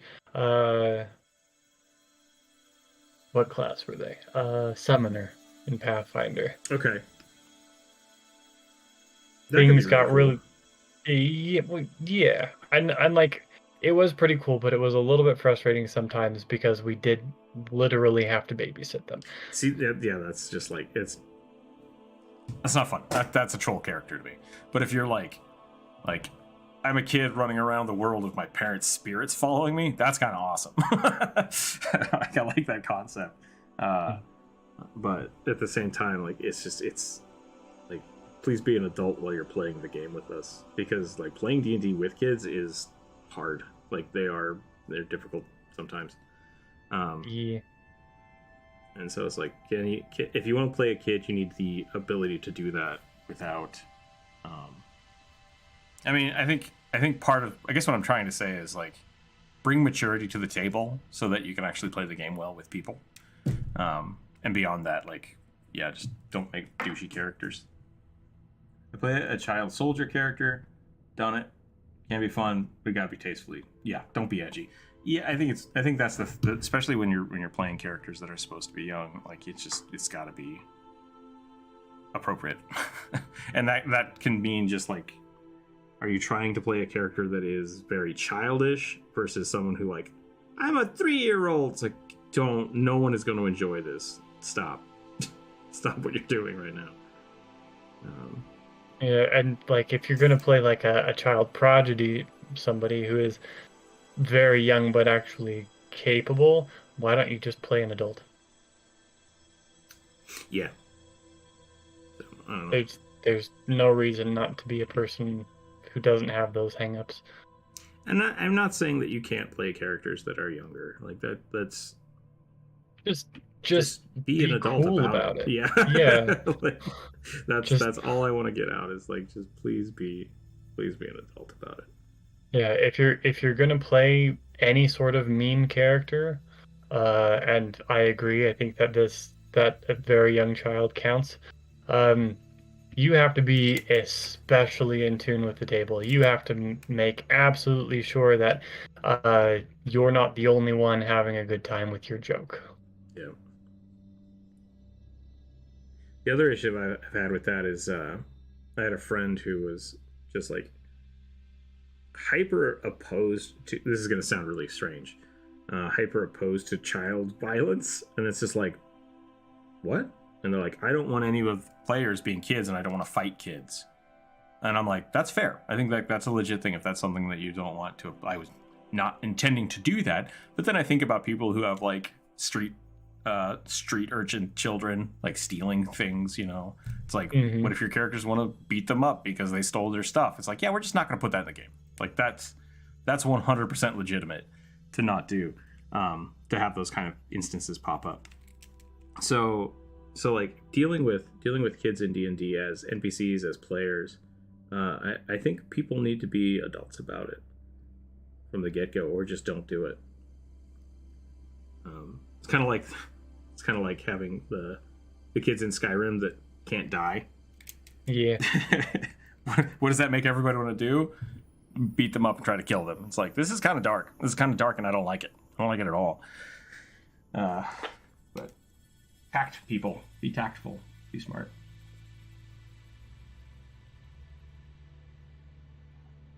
Exactly, yeah. Nobody will play a character who is under 18 in my equivalent to their race, because if we play good characters won't bring a child into a deadly situation. Big brain. I like it. Like, that's the smart thing. That was one of the funny things with Kiri in Critical Role. It's just like, you're bringing this child into a war zone. It's like, we gave her a knife. It's like, what are you doing? What are you thinking? You don't have to fight the PC children characters if you... Yeah, no.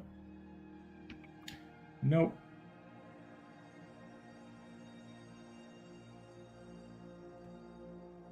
Yeah, make the child really mature for their age. I mean, like, that's what we're talking about, right? Like, you just be an adult about it.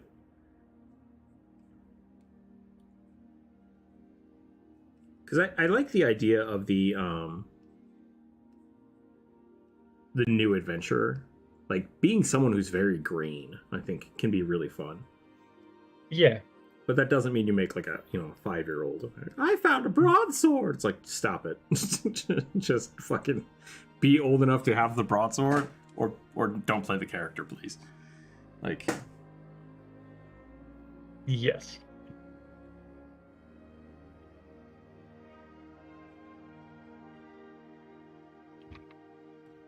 And that really is all on the player side. And that's just for my games, So like, if you guys play differently, that's totally fine. Yeah. Nobody has ever played a very young child in a game that I have run. I think because my players are afraid of me, in that if they did, I'm pretty sure they all assume that I would wildly change their stats. That's actually a good point, too. Like, if you do want to play a child character, it's like, do they get negatives to strength? Absolutely. Yeah. They should get negatives to every stat. You're not leveled up yet. Because you do the same thing. If you make a character really, really old, they're supposed to take stat penalties. Correct. So yeah, that could be interesting. Anyway, I know that I would literally go, okay, so you're going to basically be a halfling, but we're going to give you at least a -2 to every single stat. I think playing D&D is managing cringe levels. It doesn't have to be. Like, that's the big thing. It doesn't have to be. Yeah. Maybe you need to play with a different table. Wild Beyonds and Witchlike has a primer to start your character as kids. Interesting. I know, like the dragons, you can make young dragons, like hatchlings, and then go up. So like the stat shift is there. It's in the game, right? So I have to look at Beyond the Witchlight, but I also think that could be an interesting campaign too, of like your orphanage gets burned down by demons, and now you all have to go survive. Like a game of what's the Lost Boys from Peter Pan. Like, that could be a fun campaign too. That might turn into, Lord of the Flies pretty fast though, so I would not be happy about that. Yeah.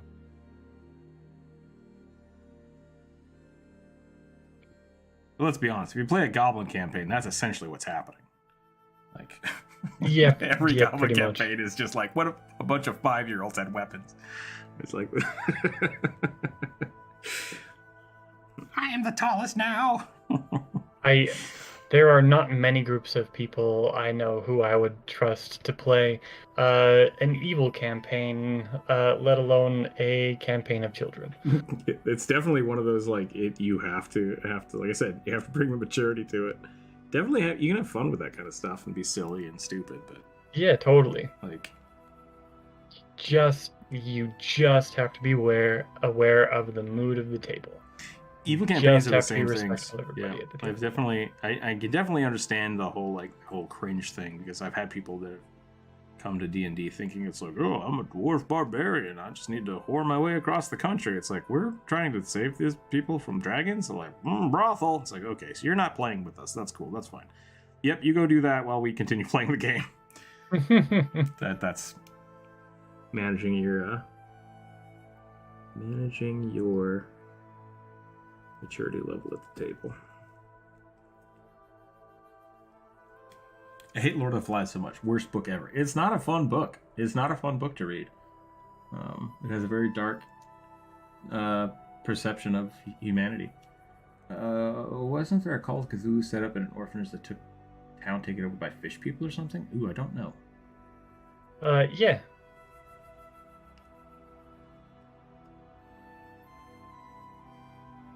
Yeah, kobolds and goblins basically, I think, like, the leaders are the people that have the biggest weapons.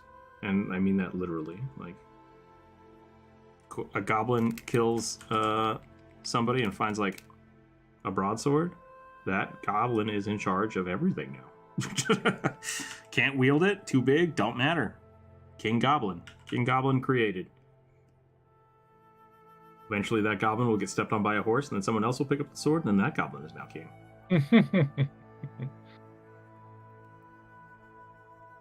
And then eventually that sword will rust so bad that it falls apart, and they'll scrap the iron and use it to make a horse chopper. Well, it'll eventually just become the horse chopper, but at that point the king will be known as King Horse Chopper III. Even though they can't count, so it's arbitrary. But it sounds good. I love goblins. Goblins are fun.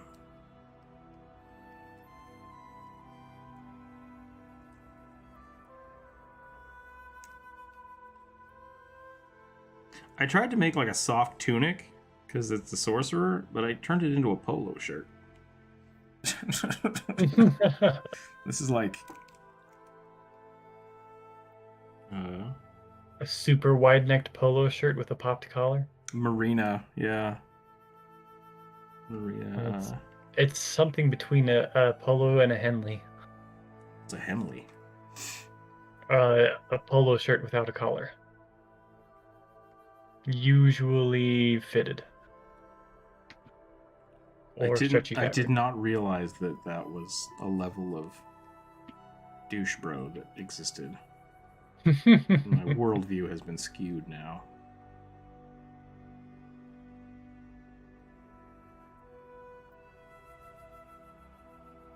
I'm back again. Welcome back.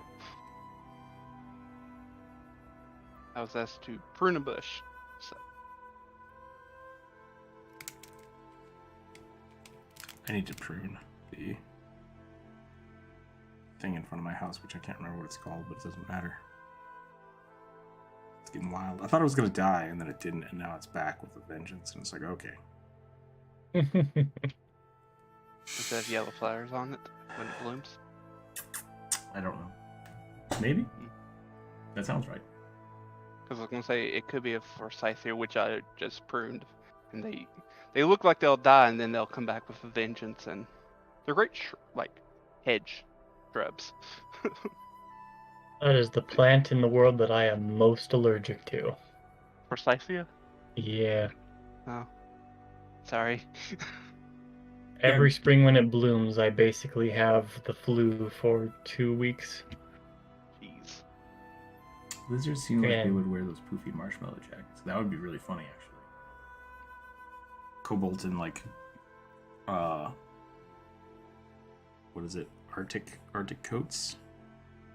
Arctic fleece pullovers things? I can't remember what the hell they're called. The Cartman coats.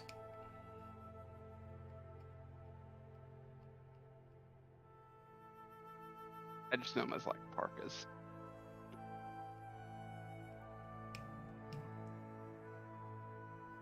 The ones from, Ralphie, help! Christmas Story. That's what I was thinking. Christmas Story. Never watched it. He had yellow eyes. It's Scott Fargus. upsetting. It is. It's hilarious and very upsetting. When I was a kid, I was like, I hate this movie. And my mom's like, I love this movie. And then I watched it when I was older, and I was like, I get it now. I get why my mom liked this movie. Like, it's a slice of old school Americana that if you lived through it, you get it. And if not, it's a bad movie. Yeah, like, I get people like watching it around Christmas time because obviously it's the Christmas story, but it was never part of my family tradition of watching. Oh, fudge. It wasn't fudge. It was the mother of all swear words. I'm surprised at how relevant that movie was. Like, that's just all there was to it. Growing up, it's like this is stupid. And then you get older and you're like, yeah, I did have to lie because I almost shot my eye with a BB gun. I get it now. The leg lamp will never not be funny. The leg lamp is probably the best bit. I think the only thing I know of it is the metal pole licking scene. Yep. You shoot your eye out, kid, and pushes down slide. Yeah. And the Chinese restaurant scene. The only things I know of this movie. Like, okay. Have had Chinese food on Christmas. That is the thing I've done. I mean, it's guaranteed to be open. Busy too.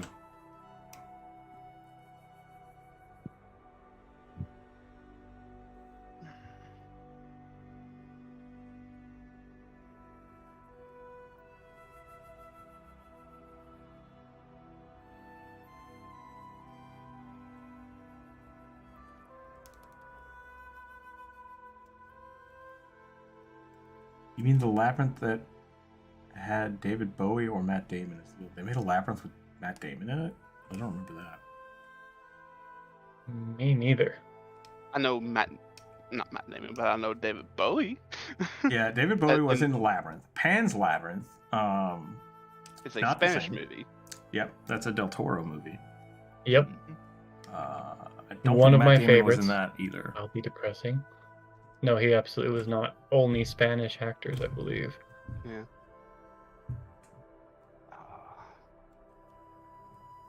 I'm surprised GIF Hippofolk, which, yeah, sorry, I didn't mean to read it like that. GIF, quotation Hippofolk, don't have a rage ability taking an account. I think that's what taking an account from where they're based on. Do hippos have, like, rage? I know they have to charge people, but... Yeah, bull hippos are... okay. The most probably the most territorial creature on the planet. Next to humans.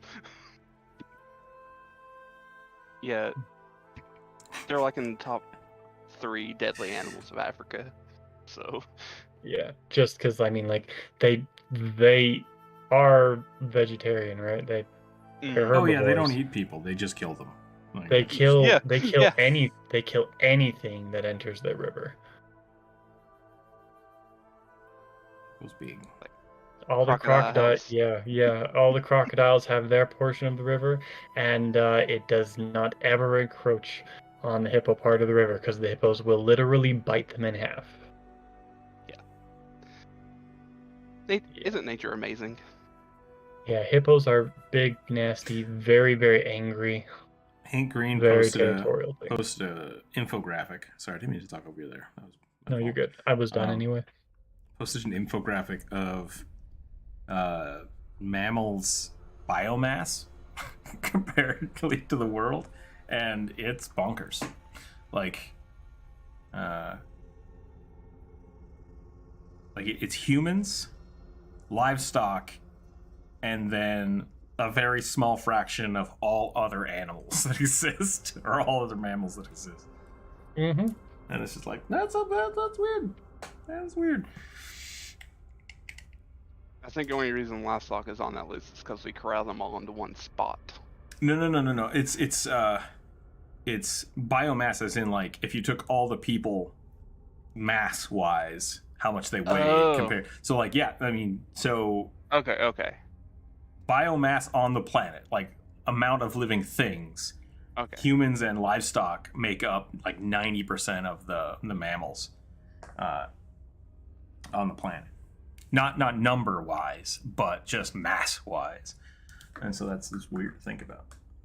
Okay. Sorry, I was misunderstanding what you were meaning. Sorry. Made a stealth pack. Wait, what? Why can't I read today? My glasses dirty? My eyes broken? What's happening? I feel terrible. Well, to be fair, there have also been some people in chat who have written things not in English, so in phone correct language. Got it. That, and there are some I'm having to not read. So we're getting through it. We're getting through it today. Stealth pack sucked, and the combat were worse when the children had 3 HP. Yeah, I don't know what that was supposed to mean. Made a stealth part. I think I missed the first part. My character found... Is that in reference to when we were talking about playing kids in D&D? Yeah. And adjusting their stats? Yeah, don't add children's campaigns. Easy enough. Problem solved. Like, just don't do it. I'm just so it makes it kind of hard for both of us. That's fair. Like, I totally get it. My reading ability is not great. I can write in German to indulge you even more if you want. I mean, you can. I just won't read it. I will try. We'll see if I still can pronounce any of it. That is part of the other problem. Is like I'll miss a big chunk of chat, and then I'll start reading, and I'll have to put the sentences together like from the back forward. I just need to read from the top and try to keep up on chat better. Yeah, you read the last part of the conversations first. That is it. That is what is not making it easy. I think I'm Geppetto. I think it's a dwarf. Yeah, it's a dwarf archaeologist studying maps left by his granddaddy. I mean, I've basically been absent this entire stream, so I don't know what's going on. So I think we drew your suggestion earlier. It's a Garan. Yeah. Which sounds like a type of firearm. Mm-hmm. The MGM Garan.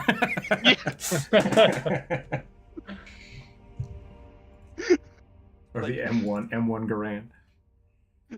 I was like, oh, weird naming conventions. That just sounds very similar to other things.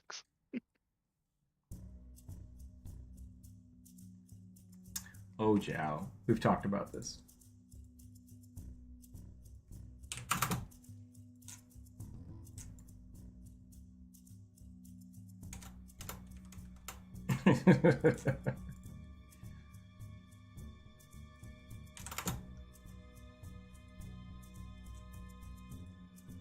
If I could make enough money to retire making D's nuts jokes, would I? Question. I don't know. Probably not.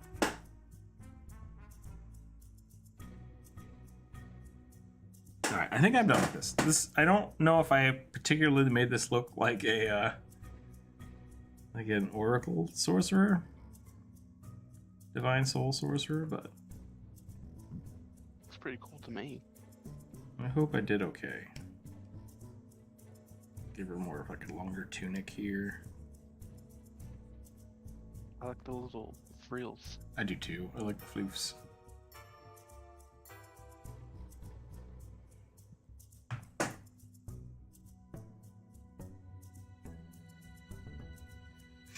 You can tell it's a sorcerer because it doesn't have any spell books. Oh god, was it supposed to have a spell book? Was it specifically said sorcerer? Yeah, it was a divine soul sorcerer. You guys want to hear an example of how raw is dumb and its weird rules? Sure, go for it. I abide for adding guns in D&D settings because it makes it more fun. Imagine demon cultists with daggers and pistols. That could be good. Like that, yeah. I think guns in D&D is fine. Just a matter of how you implement them. If I couldn't need to work a normal job just by telling these nut jokes, I would do so. Yeah, I mean, that's the life, right? That's the life. So, in other words, your dream job is to be a comedian? Yeah. Mm-hmm. John Oliver It's not was a on... unviable path. Yeah, you can do it. You can do it. That's the thing, right? Like, that's the big... Easy. It's like, what is... If you could do anything, like, what would it be? And whatever you love doing, that's what you should do for a job. It's like, yeah, a lot of things people love doing, you can't get paid for. Yeah. But you can. A lot of things you can. So, like, you know, it is what it is. A comedian with a very specific playing set. video games is an option now. Yeah. My dream job is to be a failing comedian. That you can do. No problem. You don't talk about guns, let's say guns can't lift you off the ground like a certain app? What? Are you talking about, like, rocket jumping? I mean, yeah, no, I would not do that in D&D. I don't think that doesn't make any sense at all. I mean, that's Pathfinder really done it. Pathfinder lets you rocket jump? Yeah, with your gun. You aim it at the ground and you could do a leap with it. Huh. I didn't take it because it's too unrealistic, even for a Tengu. I have a suspicion that the gravity on Galarian is way lower than... Maybe. Because, like, things weigh insane amounts of, like... With a strength of 16, I think you can carry, like, 500 pounds. It's like, no one can do that. Like, what are you talking about? And then you can jump, like, 20 feet in the air. It's like, how is this? This isn't something that you could just train yourself to do. Like, it just doesn't make sense. So yeah, maybe that is the case. Heroes are superhumans. Yeah. If the gravity is so low, then why the fuck don't pixies have a fly speed? Well, flying creatures in space is tough. It's a tough thing. Did you ever see The Expanse? Did you ever watch The Expanse? No. There's I think it was in the book too, but something they dealt with, like as kind of a show of being on the asteroid, whereas there was this little bluebird that would always fly by one of the main characters' apartment. And it was kind of funny talk, like how they described a bluebird like floating through low gravity and then like flap flap, and they just kind of like booping around. Interesting idea. Pepper Dog, the old mobile game where you had literally a jetpack. I mean, that's fine. I think that's silly. I think as an ability, maybe, you know, whatever. I don't care. So there are things that make less sense than that. So it's fantasy. Who cares? But like. So yeah. So I do have to tell you a story about rocket jumping in D&D. This happened just recently. Actually, we were playing in kind of a horror themed. Really short campaign for Halloween, and my brother's character was a sorcerer who wasn't like really stupid but didn't know how their magic worked, like thematically, and so he had a basically non-functional pistol that was his air quotes casting focus. Like, he needed the pistol in order for him to believe that his magic would work, so he needed it to cast. And so he used that pistol to cast Feather Falling in the manner of rocket jumping. Just so he had a pistol wand. Yes. Got it. Yes, that is it exactly. That's funny. Yeah, Actually, there's also explosive leap. I didn't realize the inventor could do it as well. Whatever, man. You know, at the end of the day, I'm fine with it. Yeah. Anyway, so like that's how you do a meme thing without pissing off everybody at the table. Yeah, I mean, like at the end of the day, that's really the thing. Like, if there's a mechanical way to explain it, then I'm fine with that. And if that's what you want to do, like, I want a rocket pack, it's like, okay, how are you going to do that? It's like, well, I shoot my gun in the air. It's like, okay, like, it's going to take you a feat to learn that, or it's going to take a butt ton of resources, but whatever, that's fine. Yeah. But people are just like, because I have this, I can do this. It's like, that's not how this game works. Like, please figure it out. Yeah. Bionic, Yeah. what you've just described is a horrific bastardization of the bag of rats. I don't know, and this is old school D&D lore. what you used to be able to do is you used to be able to buy a bag of rats, and it's like, that's stupid. Why would that be something you can buy? But there were moves in older editions that, like, for each creature you killed, you gained a bonus to something. And so you would buy a bag of rats, and then right before combat, you would shake the bag and then squish it. And you get like a plus 40 whatevers. And it's like, that's super fucked up and not cool. But yeah. So regardless of murder hobo time, yeah, just don't do that shit. That's all I'm saying. Just don't do that shit. Unless you want to be the baddies, then... Yeah, unless you want to be a bad guy.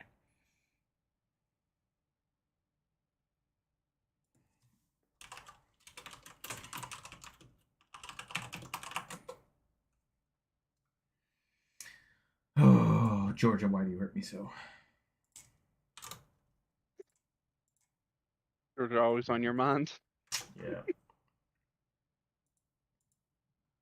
I did Raw not can care. be exploited. So yeah, I mean that's the problem with Raw is like when you start, there's the rule of cool and there's the rule of shut the hell up. Like, like it's just like why the rules written? It's like that's not how the rules were intended. You're just being you are being what's intentionally obtuse. Yeah, or you're just like it.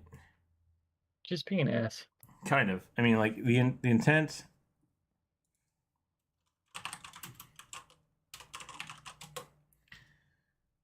I want to make sure I say this the right way because it's not. Some people enjoy that. Like some people enjoy finding the loopholes, and if that's what you're into in a gameplay standpoint, it's fine. Like you are absolutely allowed to do that. The problem comes when people, people use the rules as written in a way that is abusive to the game. Usually at the expense of some player or the DM. And that's where I have issues with it. So if you're doing something specifically because you want to get one over on the DM, I don't agree with that. And that is a direct relation of communication falling apart between a game. So yeah, it should never be the player versus the DM. And as weird as the stuff that Kevin the Necromancer has put forth, there have also been times when he will do something and then go, that is way too strong. And I will go, yeah, a little bit. He's like, I'm going to not do that. And it's like, fair. Like self-editing, like you should be able to tell when something doesn't work right? And that's been my big issue with the D&D Shorts guy, is a lot of that stuff is intentionally predatory to other players. And I don't like it. I don't like that type of gameplay. So, yeah. So if you find little exploits that make your character fun, I'm fine with that. But if you're finding things to, beat the game, it's like, just what's the point? What's the point of that? Unless that's really what you're into, in which case, go for it. That's totally fine. If you want to use cheat codes, use cheat codes. Just don't make it ruin someone else's game. Don't let it ruin someone else's game. I just like Pack Tactics. His entire channel is just that. Are we talking about me? I love Pack Tactics. It's broken. It's broken, but I think it's interesting because usually you should have a weak character that has it, and that's what makes it fun. So, I thought they were talking about the YouTube channel Pack Tactics. Gotcha. He has some good videos. I could be off wrong on that. Someone on Discord was talking about a Majin Buu type ability that turns enemies into food. My mind was screaming, "Ah, yes, the bag of chocolate rats." I gave one of my characters a belt that would allow them to eat anything because I thought that would be funny. They didn't use it. They just didn't use it. It made me sad. It's a co-op game. Yeah, make sure everyone's having fun.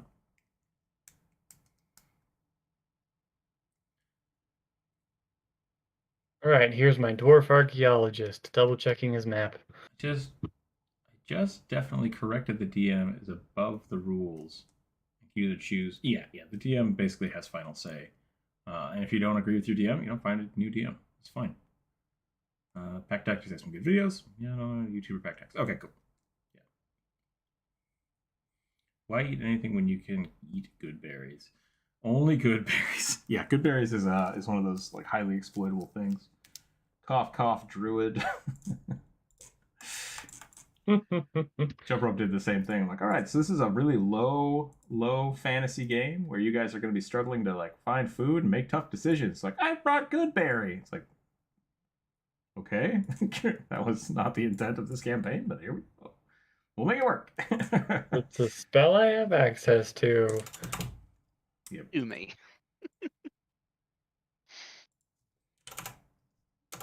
I mean, and like I said, it should be a thing. Like if that's something that they want, that's fine. It doesn't work the same way that it says in the book because that would break my game. Yeah. Yep. So it's like Yeah. I will let this, but it will have slightly different effects to what you would expect, and that's fine to do. Yeah, and given the environment that we're in, that totally makes sense. Yep. And I think that's way better than just being like, no, you can't have it. It's like, why? Just let them have it. Figure it out. A crit fighter, Hexblade, will be outperformed by a fighter and a wizard with hold person. I mean, I don't know what that I'd have to look into that. You're not the only one that disagrees with pack tactics. Wait, what? Teamwork is best power gaming? If you work together, it's great. Yeah, maybe I need to watch more of their videos, but I'm still a little salty that his fans are not my fans. Bring them in. Why not me? Why not me? Jealousy. All right. Magic Initiative Druid, you get Goodberry is my #1 feat choice as a backup healer. Yeah, Goodberry's great. And again, I can't really say much since I found the exploit when it comes to shape change. Yeah, I don't think it's actually that powerful. Compared to the pack of chain warlocks, so it can force feed them down party. That's actually pretty funny. I have seen that where you make. I had somebody do that with Goodberry and Familiar. They use the feet to get a Familiar, so that like little raccoon would walk over and just stuff Goodberries in people's mouth. They're like, no, I don't want it. It's like, take it. Take the Goodberry. Like, stop was it. this also the raccoon that just would steal stuff for their owner? No, that was Bandit the raccoon. That was really fun. I had someone with a raccoon familiar, and they were like, I wanted to just steal everything, but I don't want to know about it. And I was like, all right. So I just, every time there was loot, I would roll to see if they stole stuff. And eventually that character, they'd be like, I'm going to check my pockets. And like, it's full of all of this crap. There's so much stuff in your pockets right now. It was great. It was a lot of fun. I like Pack Tactics channel because it makes me, the DM, aware of potentially broken stuff in a fun video format. I didn't realize that maybe I have not watched the right videos. I haven't seen too many of them, but maybe that's also. I mean, I've watched a few, and I don't see them being. Granted, say I've only watched a few, and they were mainly talking about subclasses. That's it. Yeah, that's the ones I've watched have all been about like new releases and stuff. I haven't actually watched any of their theory crafting. Blah blah blah blah blah blah blah blah blah. The old all my remaining spell slots turn into Goodberries at the end of the day trick. I'm always torn on. Feels cool having a pouch of healing. I mean, yeah, you can do that, but I think they should go away, don't they? I think they only have a. Yeah, they only last until you sleep. Yeah, I think so. And if not, that's how I'd rule it. I'd rule it that they basically need to be consumed within the day that they've been created. Yeah, let's see. Because that's the same thing with. We've talked about this before. Like, level 5 characters are game breaking because they are. Yeah. But like a level 1 cleric can just create food and water, right? Like that's very classic. And if that were the case, the entire economy would be based around cleric bread. Yeah, it just would. But it's not, and it's not because there are stipulations in there. Like you have to make that decision. Like either your cleric can do it, and it's something that can happen once in a while, or if you as a character say, okay, I'm not buying rations, and every single day I'm going to cast this, and we never have to worry about food. It's like, cool. just take off one spell slot, and I will assume that's what you do every single day. So you're just like, you're trading a spell slot so that the whole party never has to worry about rations. I'm totally fine with. I think that's a great use of it. Yeah, rolled a 2, by the way. Oh, you rolled a 2. Okay, sorry. I'm super distracted right now. No worries. And even in 5th edition, it's like they last only 24 hours. Okay. And then they're inert. A firefly. Heal for 1. Gotcha. A firefly squid. And then there's the scientific name for it, if you want to look that up. Okay. A what something these nuts. You can look that up. Headed Storm Herald Barbarian. Storm Sorcerer, who's a proud follower of the Great Storm Squid. So a squid barbarian. I think they only wanted the head to be a squid, which makes it sound like a mind flayer. Yeah. So take that however you want. With a mantle. Firefly squid. I will delete that. Did I roll? I don't know if I rolled. I didn't. I was gonna roll, and then we started talking about stuff, and then Dalcor messaged me, and I started thinking about politics. And I made myself sad. A lizard folk rune knight. All right, we're drawing more lizard folk. With a flair for the acrobatic and theater. Perform swordplay backstage. Turn to an adventurer to live the real life of an adventurer. Runes for the special effects. Oh, nice. Okay, so we got like a Mysterio lizard folk rune knight. I like that a lot. Okay, I will do that. Mage economy is a fun trope, though, dealing with bread cleric union and protests over the poor casting conditions. That can be really funny. I mean, like, that's a good hook for a town, right? Like, they have a whole bunch of clerics where the town is essentially controlled by this temple that is making food for everybody every day. Like, that's a great hook. I like that a lot. Cleric economy. The upside is having 7 spell slots. That's 70 feet of combat healing for the next day. See, it's not the next day though, man. That's the tough part. It's only for the day.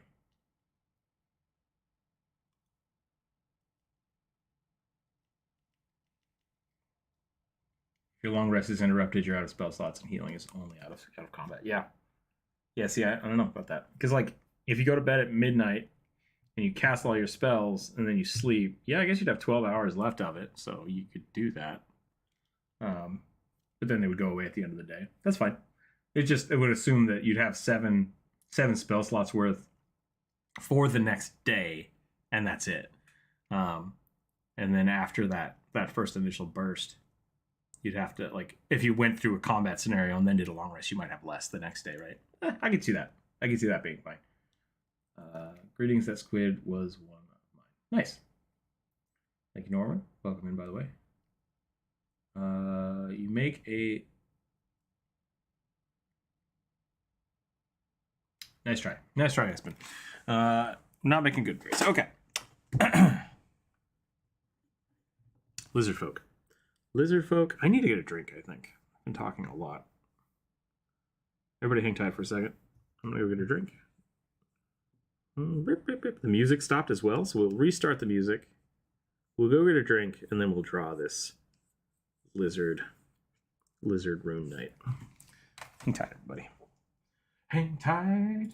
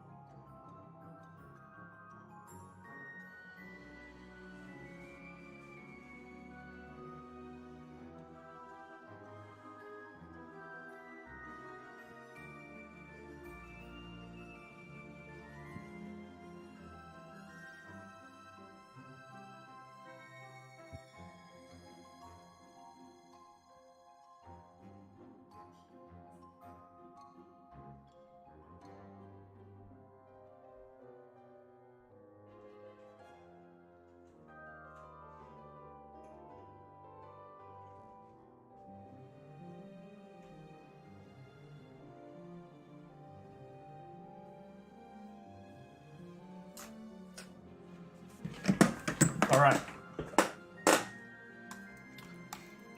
Do people want to learn something special about me? Something secret? F's in chat. We need a whole bunch of F's in chat. I'll tell you a secret. Bionic, that's terrifying. All my D&D know-how is from TikTok and YouTube Shorts. Oh no.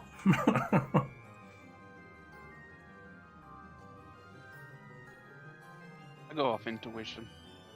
Like, it feels like it should work like this. Yeah, that's a good way to do it. As someone who doesn't own any of the rulebooks, I was like,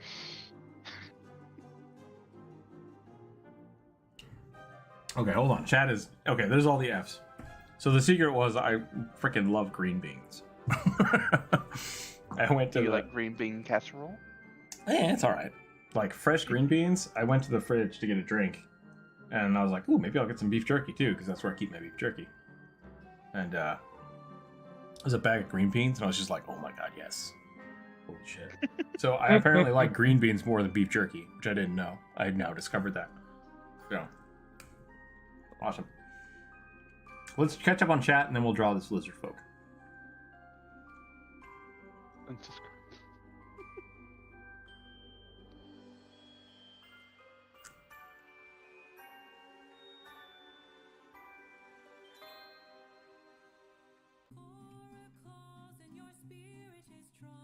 Yeah, landlord, the only downside to that is really, I would say it should be out of combat.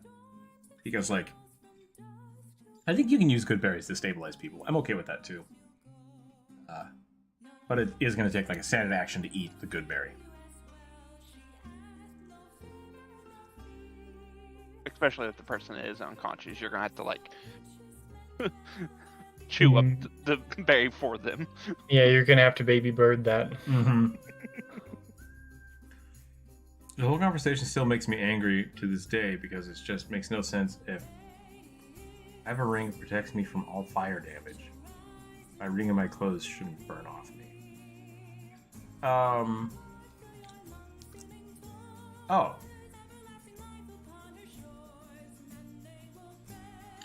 Yep, that's interesting. I agree with you. I think if you have a ring of fire protection, your stuff should also be protected from it. That is the way rules are usually written. Mm-hmm. Yeah. Unless you have a jerk DM who's like, nope, sorry, only you are. Because all of those items should have your saves. So I think the magic should inherently do that. I agree with that. Yeah. Green beans. Unsubscribe. I'm telling the jerky cleric union. Don't get me wrong. I love beef jerky. It's really good. I like some good green bean. jerky. I think I've had squid jerky. It's pretty good. I mean, it's not for everyone. I agree. A little too fishy for my taste. If I ever can, I would start like a buffalo farm. Or a bison farm. Oh my god, jerky's so good. Never had any bison. Just bison and green beans. 100 acres. All I need. That's a lot. That's a lot to ask for. Goodberry is a lot better for handling with just of having pack animals and companions. Exactly, yeah. Like, it's not really meant to be tactical. Like, sure, it's an instant spell in 5th edition, and it might be like instant in Pathfinder. It's like, it only heals you for like 1 HP, and you're good for the day without food. Yeah, it makes you full for the rest of the day, too. No.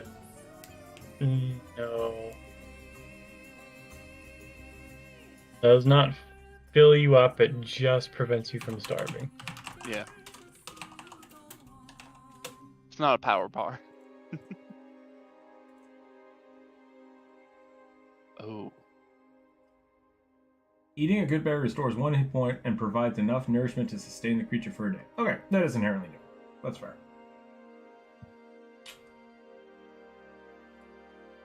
It's monk food. The lambus bread.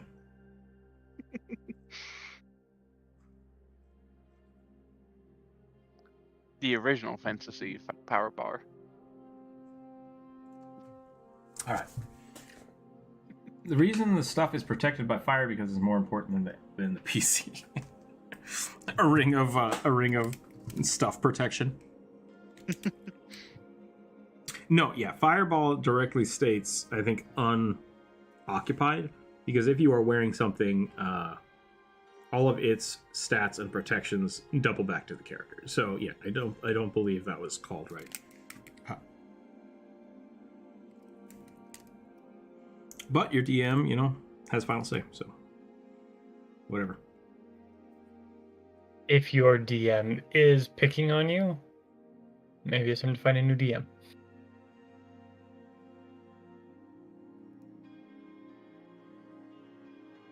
Yeah, so any flammable objects in the area that are not being worn or carried catch on fire for Fireball. Correct. So if you're wearing it, like if you're a wizard or something and you have your spellbook, it should be protected by your body. Now, that being said, that is the role. And so I have had DMs in the past, if you fail to save, and you take fire damage, then does your stuff take fire damage as well? And it's like, that's a gray area.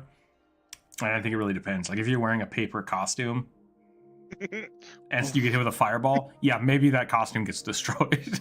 But if you're wearing like any normal adventuring gear, it's probably fine. It might be a little singed, Because once again, damage is not like you taking fire damage does not mean you now have 3rd degree burns all over your body. It just means that you've your ability to fight consistently is weakened. Now, if you die to a fireball, I absolutely would say that your shit is just, ravaged by it. I think that's something I like to do, especially when things are dropped below half or below 0. Like that's part of the penalty of taking a lethal blow. Is your stuff can get broken. I like that. This is your punishment for not dodging this fireball. All your paper is burnt. Once got attacked by a PC trying to steal a magic gift that was only known about out of combat. Oh, out of character. I stopped attending that group. That's fair. Yeah. That's fair. I was playing an Aarakocra druid, and there was an area that was tainted by necrotic energies, so healing spells didn't work or even hurt you. You ruled Goodberry did poison damage. That's funny.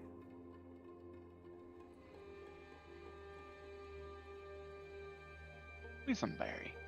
Yeah, actually, you said that's 70 hit points. Why is that 70 hit points? Isn't Goodberry just 1 hit point? You'd only be able to make... Or can you make 10? Can you make 10 per spell?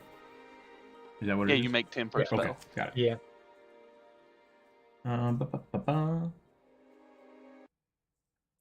If you're purposely trying to aim for players' gear and destroy it, then you are a terrible person and you need to rethink your life. I mean, sundering is a function of the game.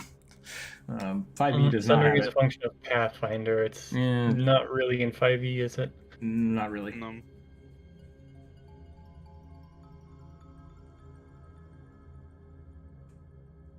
want to take a can opener to this night.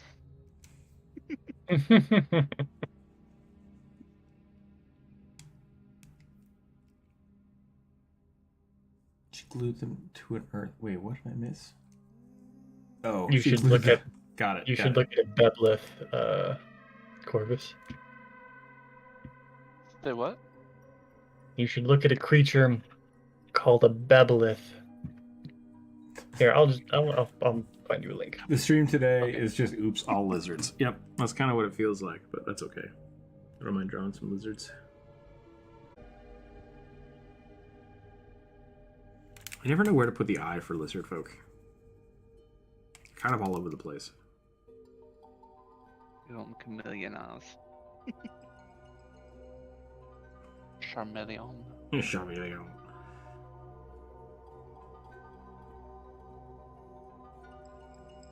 It really looked like it was going to be a lot more fun to say. It should be said like that. Healing Domain Cleric gives you 3 HP buff to heal per Goodberry at level 1, so you heal for each. It's 40 hit points for a level 1 spell. Well, it's 40 hit points spread over 10 turns, which is not that good. Which is why I think that's fine. Like, I have no problems with that. Yeah. Like, out of combat healing is fine. Yeah, out of combat healing is fine. I don't think Rook will draw thick lizards. I mean, I can for money. but no, like, generally I don't think lizards don't get thick the way other things get thick. I've definitely drawn some sexy lizards. I can only think of one thick lizard, and that's the Gila monster. Yeah. What was this supposed to be? Oh, it was a bard, sword bard. There, Corvus. Rune Knight, I believe. Yeah, it was a rune knight. You're right. With a There, bard Corvus. background. Look at that creature. It is a monster that is a can opener. Or if it's been ported over to 2nd edition. It has, but it doesn't have the same abilities. It instead has a necromantic rot, which inflicts let's see, a drain condition. See, way it's named, its naming convention makes me think that, oh, it's probably related to Abolus. Nope. I wish it was, though. What kind of armor should a rune knight have? I guess it should be pretty good, right? Yeah. I would think so. Yeah. Babylon looks like this, by the way. Oh boy. Yeah, I just looked it up. Death spiders.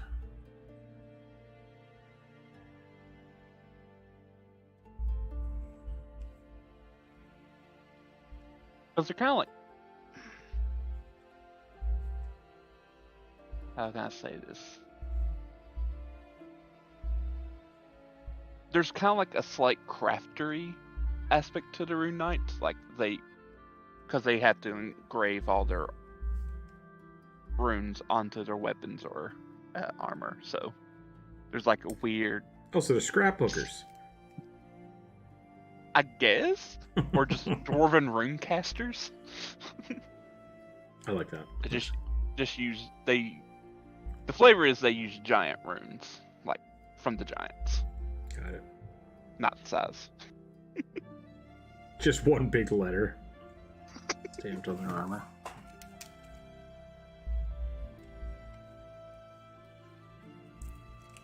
I mean, they do get big, though. Think like it.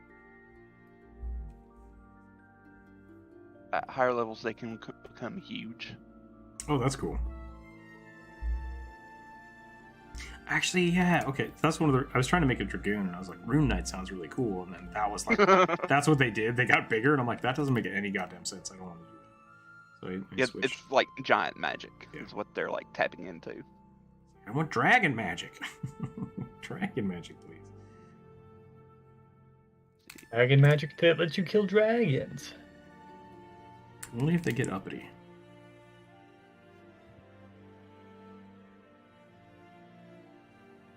Yeah, so go ahead. Isn't the whole thing about dragons in D&D that they are inherently uppity all the time? Not all of them. But yes. All the chromatic ones, anyway. Yeah. At 10th level, you get, like, great stature. So you permanently get, like, a height boost. So you grow, like, a number of inches for every, like, 3d4 you roll. And then... when you use this other feature, it goes up to 1d8 damage.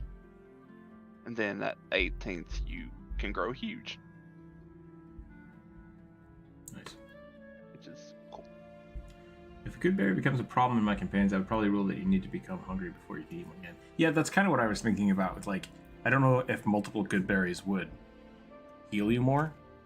Yeah, first edition Pathfinder, it specifically says in the spell that you can only eat so many. Yeah. Like that's what I was thinking, like, it makes you full, like you actually would get sick if you continued to eat them. But, whatever. I don't know when I was in the Pack Tact communities, pretty much It just sounds like every DM was trying to aim for clothing. I mean, that's a lot of absolute declaratives that I don't agree with. So I have no idea about the Pack Tactics community. I want more people, so maybe come watch my videos. Yeah, I don't know. I haven't had any problems with Pack Tactics. So.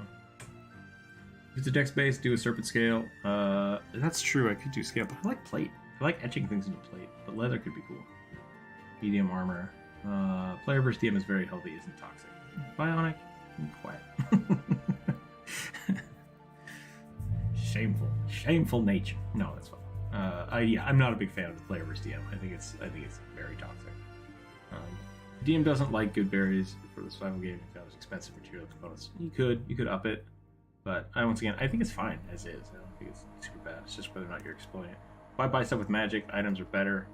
I'm risking my life for better stuff, not to buy the same thing again. Yeah, if you're like, if I'm wearing full plate and someone is attacking me to destroy my armor, that's great because they're not hitting me. Like, that's the point of the armor. I can always repair the armor later. If you're doing that as a DM, like you want to add that into your game, you need to take into account repair costs, right? So it's something about like the amount of rewards you give people need to be enough to sustain their armor. Otherwise, it's going to be a kind of a ragtag game, and those aren't a lot of fun. They can be, but you have to set them up right. Yeah, and you have to make sure that your table knows that that's the type of the game they're going to be playing before you start doing that. That's what I'm saying. All. I don't want to go buy another scimitar that's the same as the one I would just lost. I mean, yeah, it's just, if that's not the type of game you want to play, then that's fine. Just don't do it. That's all there is to it. Kevin the Necromancer, when he set up his D&D game, that was something he's like, I want durability to be part of my game. So every time someone attacked, he wrote down a number, and then at the end of combat, you rolled a dice and had to beat a DC made based on the amount of times you attacked and whether or not the condition of your weapon got worse. And then they just had to repair their stuff. Like, that was how he had made them spend money, was repairing their gear. All those things are viable. It's just, once again, if it's not something people want to play, your DM shouldn't be doing it. But if the DM wants to do that, you need to be aware of that and know, like, well, I don't want to deal with that. I'm not going to play this game. Right? Yeah. Bionic means sarcasm. Oh. I have no idea what that means. Bionic, I'm sorry. The little slash and S. Okay, gotcha. I assumed it was sarcasm, or not the slash S. I didn't understand that, but I assumed what you said was sarcasm. There's a lot of armor and magic items behind campaign stuff, which makes the music get worse. Armor and magic items behind campaign stuff, which makes the music worse. It's a lot more detail and rework. If you want to give it to someone, it makes it a lot more detailed. I'm not sure what you mean by that. I might have missed something. Are you talking about the serpent scale? What are you talking about?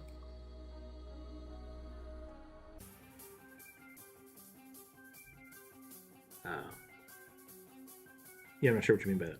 Clarification required. I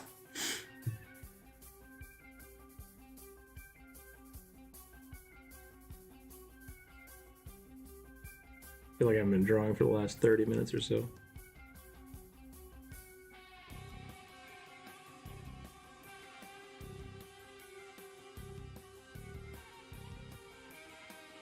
Anybody knows people from the Pack Tactics community, maybe share a video with them. Let them know what I think about Player vs. DM stuff. Send this entire live stream. Send some kobold pictures over to their Discord, if they have a Discord. Make sure Rook knows they're full of shit. No, I'm just kidding. Just start a beef for no reason. Just start a beef. Hey, fake beef gets YouTube channels a lot of traction. Hey, power gamers, Goodberry.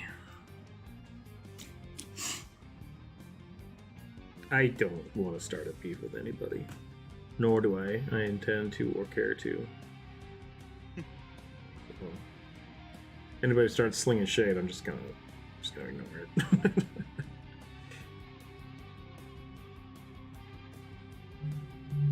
Pack Tactics, hit me up. We can start a feud. Kobolds are the worst. Blah. Oh, kobolds. Only gonna get you beef with Goldtooth. Yeah, maybe. That's true. I mean, you're not wrong. I kid, obviously. Slinging shade. Thanks to Oblivion, Fallout, and the Kingdom? I don't know what that is. I absolutely hate durability on weapons and armor. Ah, okay. Yeah, I mean, you don't have to do that. Yeah, I didn't like it for a really long time. I did not hate it in Breath of the Wild. Really? I hated it in Breath of the Wild. It's so frustrating. Really? So frustrating. I mean, it didn't... I still love that game. That game is great. And that was my least favorite part of the game, was the weapon durability. Because I would find a cool weapon that I liked, and then it would just be gone. And it's like, oh shit. It gave me a reason to go back to those areas. Yeah, I wasn't interested in going back. I like collecting stuff. I like exploring areas and going back to things. So, yeah, I really felt like that was kind of the downside for me, was that I really wanted if I liked something, I didn't want to have to go shopping to get another one, and so it's like I'm just never ever gonna use that again. So I basically just thrashed through all my weapons, and just that was it. Like it fundamentally changed the way I looked at the game, because I was just like, oh, nothing I have matters, and it's all gonna go away. Yeah, I got really good at fighting Lionels and getting their stuff, and I had a lot of fun doing that. So I literally memorized every Lionel location on the map, and whenever my gear got low, I would go and kill them all again. I did that a little bit. Did a little bit of farming for those guys. I mean, I made a whole bunch of videos about it and shit. But like, I farmed them for like arrows. That was the big thing. Like, you couldn't buy arrows very easily. Yeah. That was frustrating. I found a lot of the shopping frustrating, actually. Durability is a cardinal sin in video games. Unforgivable and insurmountable. I mean, yeah. Can be. Slinging shade could be throwing a shadow blade. Could be. I approve. I've picked a bad stance. Because now I want to put the arm here, but I just drew all that cool armor. Yeah. So I think what we'll do is we'll put the arm down.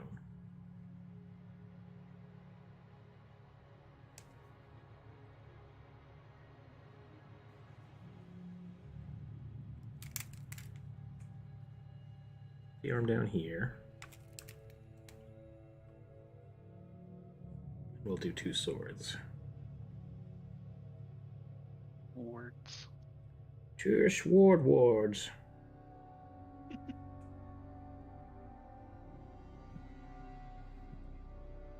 If I ever cast Blade Ward, that's what I'm going to call it. Oh, man. Sword Ward. Blade Ward is great. Blade Ward is great. I never had a character that's ever been able to use it, so... I've seen a whole bunch of things online currently about silvery barbs. Ooh, yeah. That is a bit broken. busted. It's broken. Like, legitimately, that needs to be at least a level 1 spell, if not a level 2 spell. And it's interesting. A whole bunch of people are like, shield is shit! And it's like, no, shield is great. Shield is a good spell. Silvery barbs is broken. Like, there's a huge difference there. So, I don't know. It might be one of those things that just kind of changes the meta of the game. But, yeah, I don't know. It's strange. I didn't realize that would happen. I thought Blizzard. I thought Wizards was better than that. But we'll see. I mean, it is a first level spell. It ain't a cantrip. Yeah, sorry. Shield is also a level 1 spell, though, which is why it doesn't make sense that it's a level 1 spell. It should be a level 2 spell. or 2 separate spells. Yeah, I don't know. He's powerful. It might have like a limited casting ability, like if they... I'm betting it was supposed to be specifically for a specific class, and then they didn't do that. So, it came out in the Strixhaven guide, so it was part of a background. Okay, so is it linked to a specific background then? Yeah, there's a kind of a college in Strixhaven that's like uses like that type of magic as well. They're like light shadow, barb, and weirdness. They have like inks.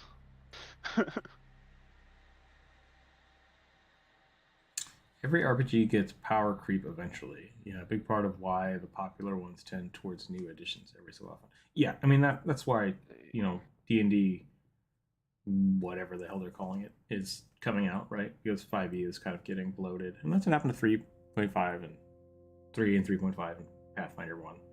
It's fine. Like that kind of change is good. But yeah. Never really got into the Breath of the Wild. Only playable a few times because a friend was okay. I can play games. I don't really care if I had durability. Yeah, Breath of the Wild is great.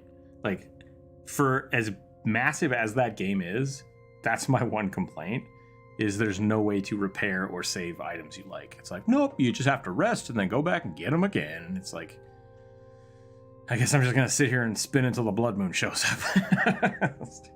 That was last night.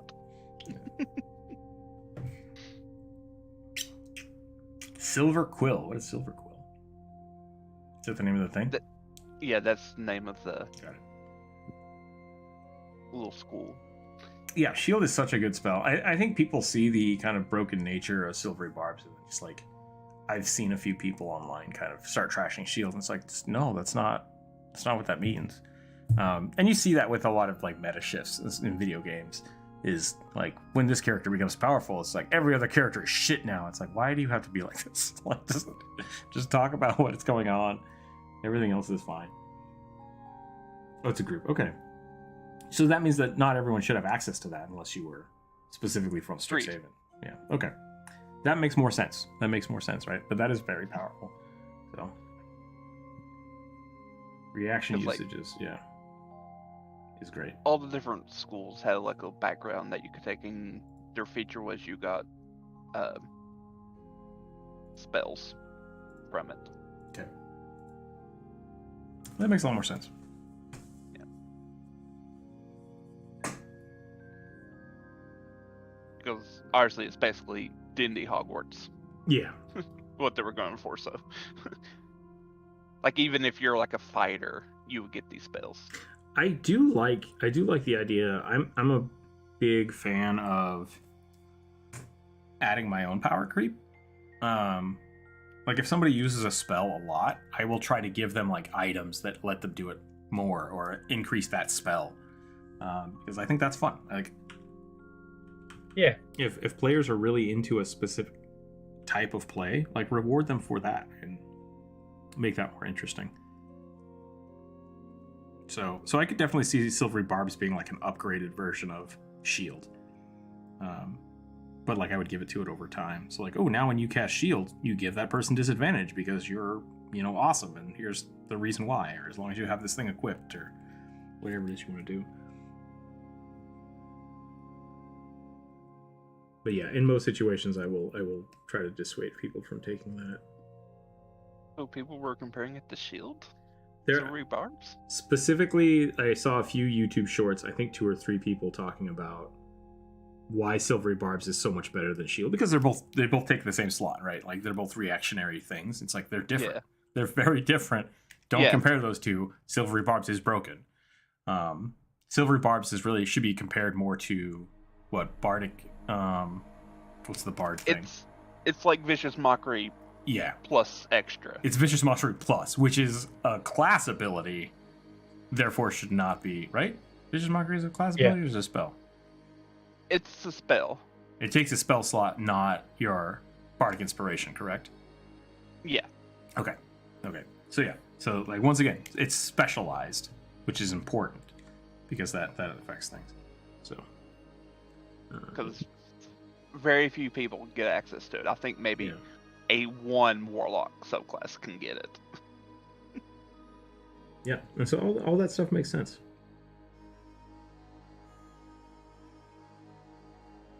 Okay, so don't know what kind of sword I was going to put here, but I think I got the pose I wanted.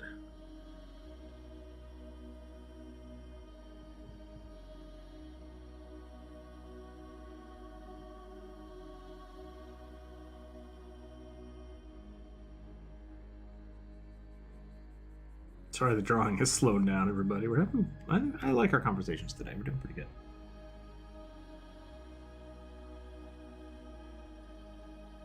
Shadows of War, where certain orcs and ogres can break your weapons, called weapon breakers. Yeah, there's some really fun mechanics for that. When Jump Rope and I started playing D&D years ago, she was in love with the Lucerian hammer. Yep. I was going to bring it up. It's I mean, it was just every character she made had a Lucerian hammer, and I was just like, I don't know how to deal with this. Like, hello, I break his shit, and it's like, damn it.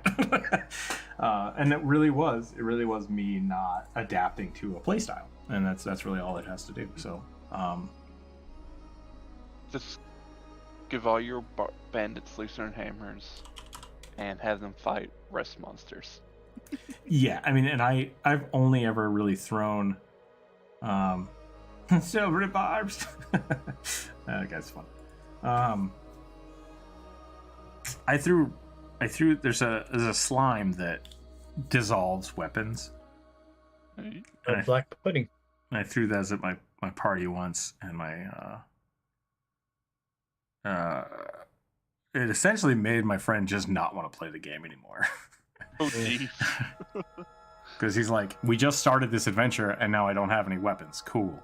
It's that's too bad that my character can only use that one weapon and now it is gone. And it's like, yeah, that kind of sucks. That's not fun, is it? So I think that can be interesting, but like, it is very much like, especially if the characters are tied to a specific type of weapon or something, like it has to be a, you know, how do you make things fun without making it annoying or painful? Or gunslingers losing their gun. Yeah, it's just like, well, I'm completely useless, so I guess I'll just fuck off for the rest of the session. Have luck. Good luck, everybody.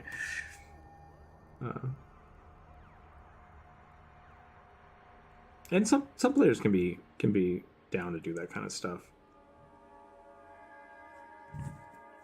Lars did a thing where my Dragoon had to become attuned to this like cursed dagger, and I'm like, okay, you took one of my equipment slots or my atonement slots, so that sucks. It's with a weapon that I'm not really going to use, so I guess I'll just put it in my pocket and just, you know, I'll cope. And he was like, you're not going to like try to use it or do it? I'm like, no, it's just gonna live in my pocket. You've essentially just cursed me for one less atonement slot is what this is. And he's like, oh, I want you to, like, you can do fun stuff. I'm like, nope, I'm cursed, it's fine. Like, it really comes down to what you're trying to do, what you're having fun with. So I think I eventually threw it at somebody. Yeah, it is what it is.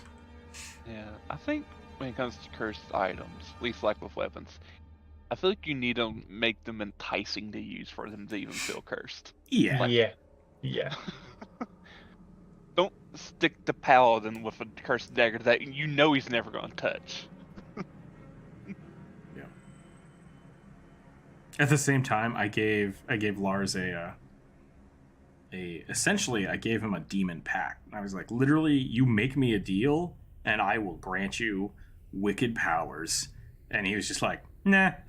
I was like, what do you mean, nah? And he's like, yeah, I'm not going to do that. And I was like, but anything you want. He's like, no, nope. And I was like, no. So, like, it definitely goes both ways, right? Yeah, roll it, Wilson. Take my evil curse. Yeah, and so I think it's the same kind of thing. Like, if you're throwing something at the players that would just, like, fundamentally break their enjoyment of the game, just don't do it. Like, just don't do it. But if you start the game being like, your weapons could break, like be very aware of that. Then they can plan for like backup weapons, or they can plan for like, oh, if my shield breaks, maybe I'll start using a two-handed sword or something. But if it's just out of nowhere, like, hey, what if I took all of your cool shit? It's like, then we quit playing. Like, that's what happens. And I've talked about that before. Like, when you throw something at a player that is detrimental to their progress, or not detrimental, but like disrespectful to their progress. And they do this, and they've done this in a few games that I really enjoy, and they've been like the worst parts of the game, where they're just like, hey, what if we give you, for this round, you are a werewolf? And it's like, what the hell does that mean? It's like, everything you've leveled up to this point doesn't matter. Your stats don't matter. Here's a whole bunch of new moves, and it's just like, why? This isn't fun. Like, I'm playing an RPG to play my character, and now you've just made me play a different character. That's not good. Like, that's not what I want at all. So, and we've had conversations about that in game, specifically for like I've been in the last few sessions, I've been forcing people to take levels, because thematically it makes sense for like, okay, well, you've been tricked into a warlock pack, so I'm giving you one level of warlock, and Kevin didn't like that initially, because he's like, well, now I can't get that fifth level in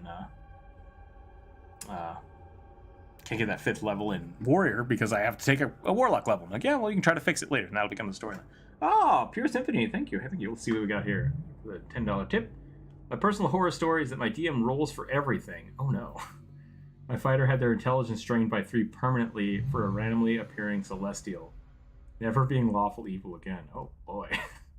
like you didn't get to roll the save, or you didn't get to roll the stats. Ooh, that sounds bad. Yeah, lawful evil is tough. Lawful evil is hard to play, especially if your game isn't bent that way to begin with. Damn, was it random? Okay, random roll is also not fun.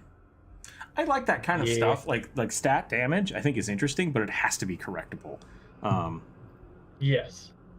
Which not just with a wish spell. Yeah, exactly. It's like it's like, listen, all curses need to be fixable, otherwise you are just like losing autonomy of your character, and that's not fun. But it can be really difficult. Like, that can be part of the story, but it needs to be part of the story because it's a fantasy scenario. And I'm less interested in making people deal with trauma in a real world sense, and more just like, how does it affect your character? How do we go with it? But some people are into different type of gameplays, so no saves, no rolls, just drained. Ooh, yeah, that sucks. Then lost 33 hit points permanently, correctable only by wish. Whoa. How to kill the tank? Yeah, seriously. Was that like a? That's a rough. that is a rough horror story. Yeah. I'm sorry to hear that. I hope that was like rectified later of the DM, or was it just time for a new DM? Either way, tough feet. Yeah. Tough feat with 20 con, went from 75 to 40. Oof. No, we died maybe a session or two later. Okay, weird. That sounds like your DM just wanted a TPK. Yeah. Which, if you're playing like a, what is it called? The Tomb of Annihilation, like, I could see that. Sometimes hardcore games can be fun. Like, where you're just like, your character's probably gonna die. Like, I really want you guys to struggle through this. But once again, you should know that before going into the game. Yeah. Like, so if that's not what you expected, that's a sad day. Yeah, like, that's something that should probably even be brought before session 0. Oh yeah. It's like, this is a game I'm thinking of running. Would you be interested in joining? We can discuss more at session 0. Exactly. Yes, yeah. no. And Pure Symphony, thank you again for the $5. I appreciate that. Keeping the lights on. Keeping the lights on, keeping the games going. I think I'm about done with this. Feeding the cats, yeah. Keeping the cats fat. Yeah, that's what I wanted to say. Keeping the fat cats. the best villain. Fat cat. Fat cats, yeah. Meow.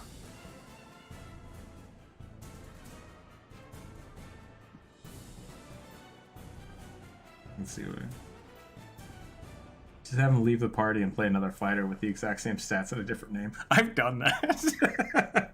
I've done that. We had somebody die like session 1, and then the next session they just rolled up with the exact same character, and they're like, "I've come to avenge my brother." It's like, okay, that's fine. The best story I have for that is I had our DM playing a session, so we were trading off, and he had introduced this character while he was DMing as this like a lone Ronin samurai, and so he joined our party, and then when he switched, he started playing it. But the thing he then told me is like, okay, here's what I want to happen. I'm going to give you a copy of my character sheet, and at some point, whenever I'm playing this character, I want to run into my evil brother, and I want to have a duel with him, and whichever character wins will continue on with the party. And sure enough, that's what happened. Like, he eventually met his character. They both rolled initiative, and then he one-shot him, and that was it. It was awesome. It was this super epic moment. But he just wanted to see what would happen if he had fought himself, and it was really funny. And he just joined the party as the quote-unquote evil version of him. And he wasn't actually evil. He was exactly the same. It was pretty fun. My evil twin who's not really evil. Yeah. My name is Human. Killed my brother, prepare to die. I like it. Lycanthrope becomes a lot of buffs you can use your normal skills and abilities since you're like humanoid still. Yeah. I have a whole 3 videos on being a werewolf just because of that. It's complicated. I think I'm done with this Rune Knight. I like this lizard boy. I think I'm done with it. I'm going to go ahead and roll the next one. For those of you who are just joining us, we are doing the viewer suggestion. So if you have a character you'd like to see drawn, let me know. I will put it on the list. And I don't think we're going to get to all of them today because there's a lot left, but we will draw more on Friday. So, yep. So please let me know if you have a suggestion you'd like to see. That is our lizard folk. Rune Knight. There we go. It was a Rune Knight. I remember with my last drawing, I always said I was going to go into quick sketch mode, and now I'm painting again. Yeah. I think it's the deep sea stuff, man. It takes forever to get the cool patterning, modeling on it. Modeling? I don't know how else I would have been able to portray that this was, in fact, a firefly squid without actually painting it. Yeah. That's fair.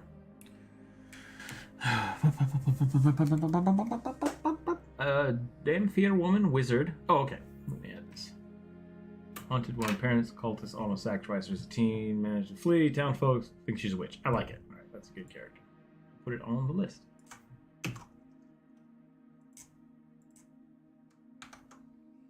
Uh-oh, maybe I'll put it on the list. My list keeps going away. Here it is. Does the witch weigh more than duck? Does the witch weigh more than Lycanthrope is pretty weak in standard 5e. The immunities are pretty much worthless after level 3 for the party. Yeah, I'm not a big fan of the way 5e deals with creatures. I'm a much bigger fan of 3.5 and Pathfinder's template system. You automatically gain new strength scores. Yours was lowered, automatically becomes higher, so you can carry more. So you're useless for a lot of classes. Yeah, and it's not great. It's not great. I definitely like using more of the shape change. Essentially, you gain shape change to whatever thing you are. I think is the way I usually roll it for 5e. And then depending on the type of curse and how much control you have over it, you either lose your stats or your abilities or control of the character. Depending on how you want to roll it. Okay, I'm gonna stop here. I'm gonna stop here with this. I'm gonna roll the dice again. Let's get it going. Let's get it going. A blip. 8. Fairy Hexblade Man. with a Fey patron themed instead of Raven Queen.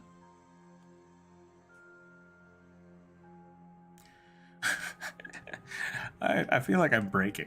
I feel like everything's broken. That didn't make any sense to me either. Fairy Hexblade man with a Fey patron theme instead of Raven Queen. Instead of Raven Queen?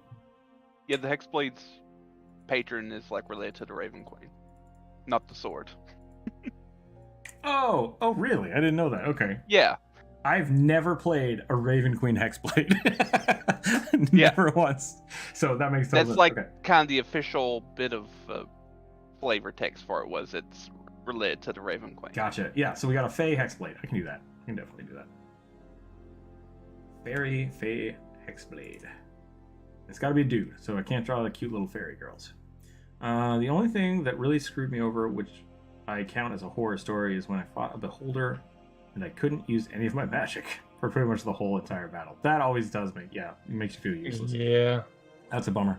And that's I've run into those kind of situations too. It's like, cool, well, I'm out. I once I don't think this is a horror story. This was really good. Lars did a great job with this. I ran into combat like fully aggroed up. So I had like jump spell on, I had haste on me, and I was just like ready to go.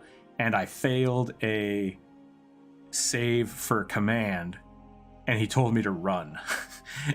So my character spent like 4 turns because I couldn't save for anything, just bounding maximum speed in the other direction. So I was out of the combat for like 10 rounds.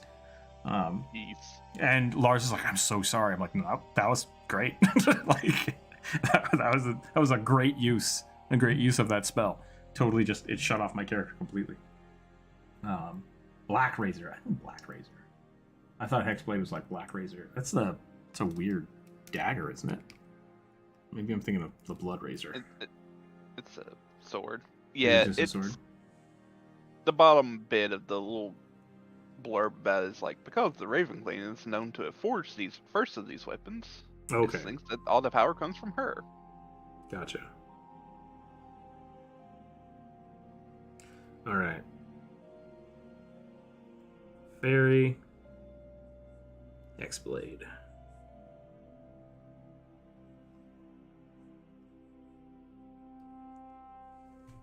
The edgiest of them all. Black Razor is a giant greatsword that consumes the soul of the enemy as it turns into temporary HP. Nice. Sounds like a fun sword.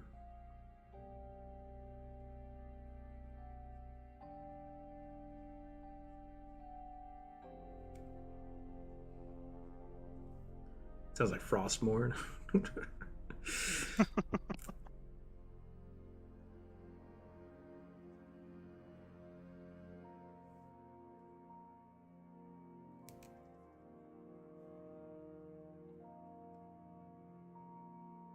This is probably the beefiest fairy I've ever drawn. I think I might have to make him not quite so beefcake. Skinny him up a little bit? Yep. You said gummy him up a little bit? I said skinny him up a little bit. Okay. I did say it very fast. I thought that's what you said, but then my brain was like, wait. You say skinny or gummy? Just make them real spongy. More beefcake. Have you ever had a cool homebrew weapon or like spell?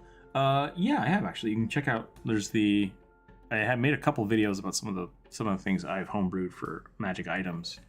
Bottomless Bag is what the store that I like to use for that. Some of the ones I really like making. Bows.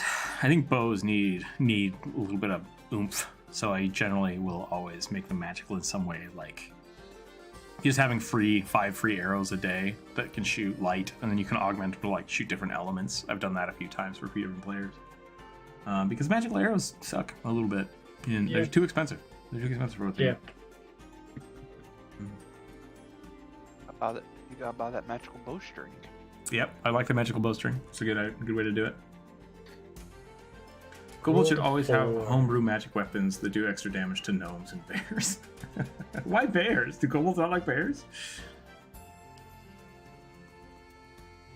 Leave us gnomes alone.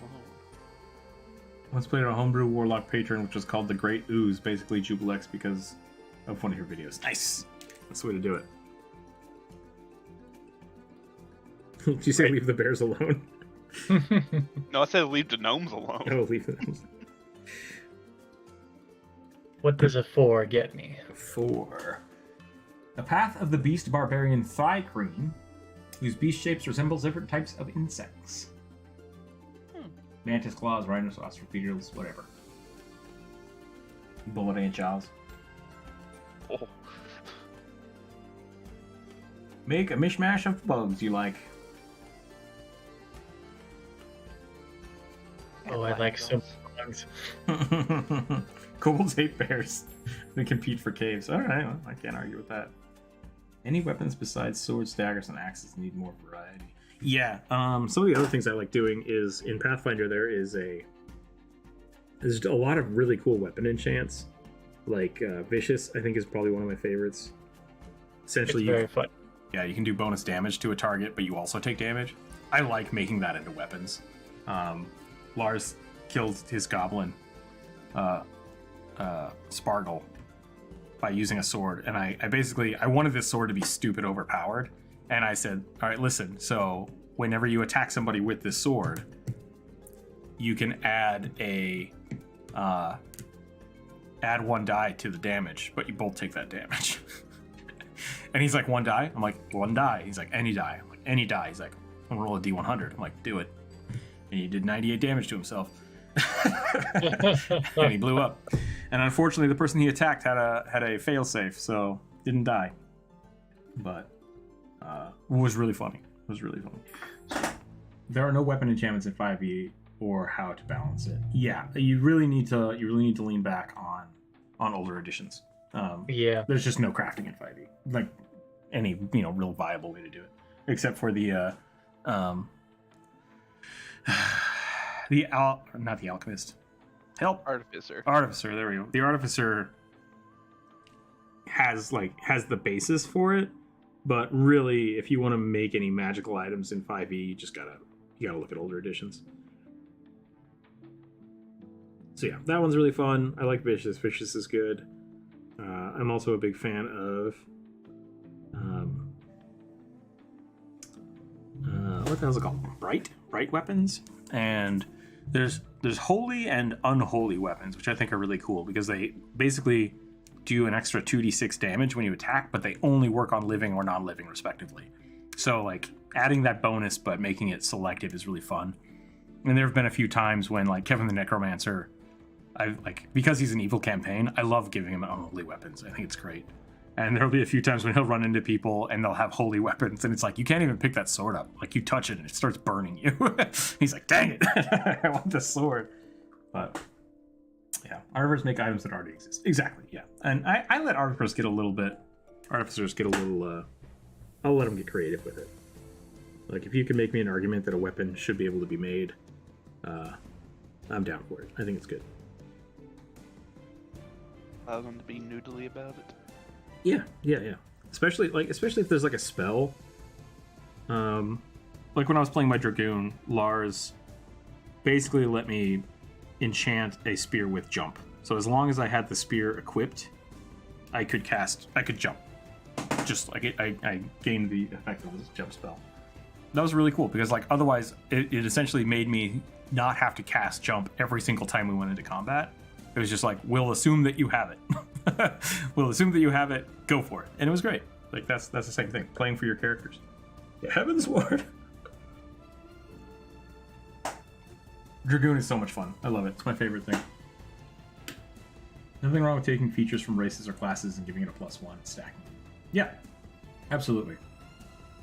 Got a Flaming Rune on my Pathfinder 2e game for the Barbarian. My sorcerer had to fight a bearded devil for it.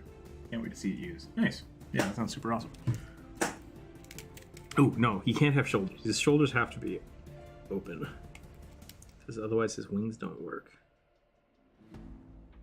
We got a halter top. Is that right? Is that how halter tops work? No shoulders? Correct. Okay. Very little back. Just a A tie or a string or something around the neck. Oh, okay. Usually. I was just thinking it was a tube of fabric that you just kind of. Yeah, but that's a tube top, not a halter top. Oh.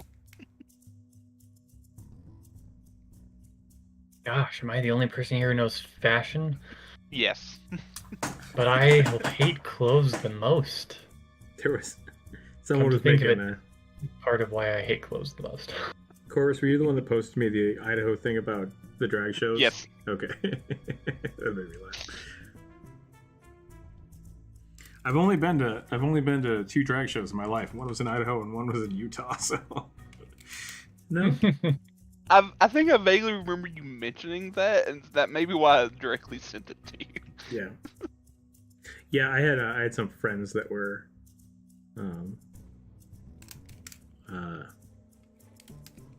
in that clique. Yeah, more so. I had one of my friends was like a burlesque dancer, and so they were always like, "Drag show this weekend. You should come." It's like, yeah, all right, fine. Like, so, and then the other one was just when you live in a college town, like there's not many things going on. So when this go on, like it's a big deal, and they're awesome. But my point being, Idaho trying to like pass a law against it? Is that what it was? Yeah, they're trying to make drag queens illegal. Gotcha. Stupid. Drag shows are great. If you guys don't like having fun, you know, don't go to a drag show. That's all I'm saying. It's not like they're forcing you to be there. Right.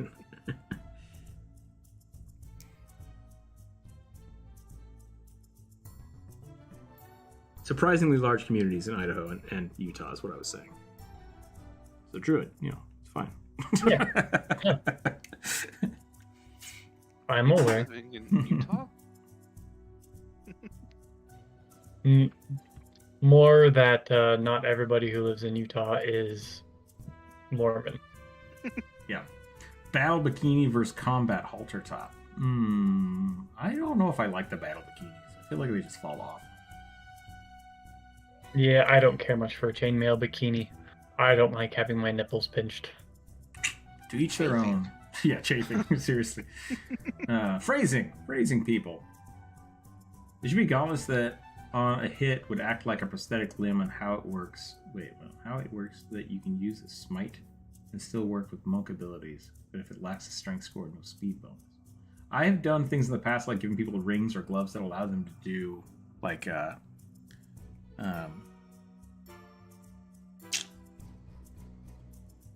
harm touch, vampiric touch.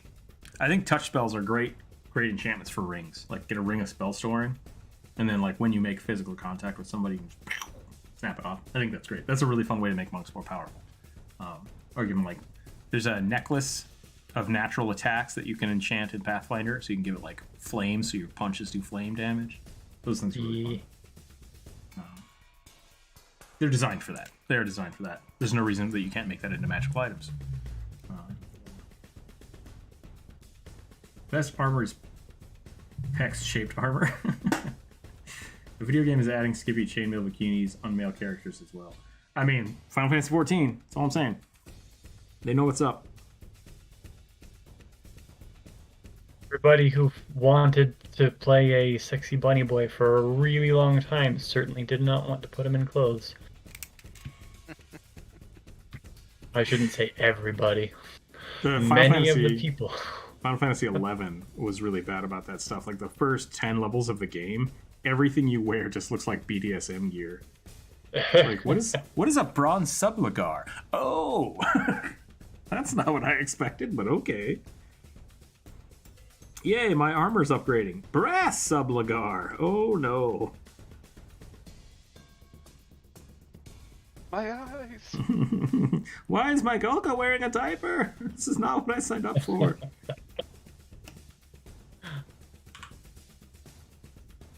Those big cat people or just giant people? The big rock people, yeah.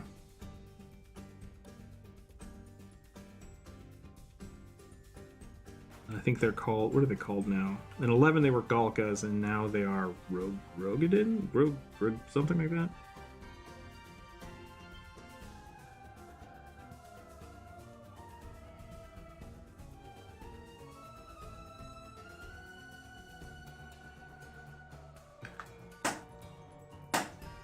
Repeat the name of the game you just said. Final Fantasy 11.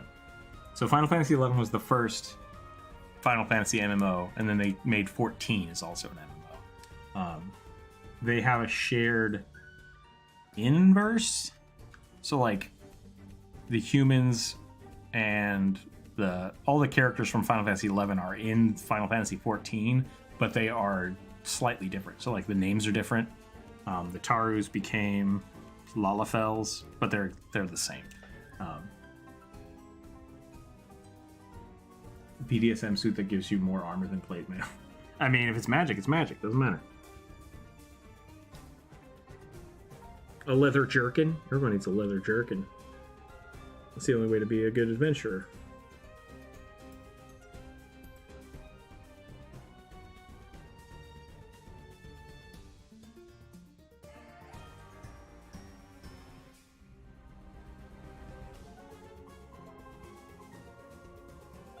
Okay, I have to make this fairy more Fae inspired.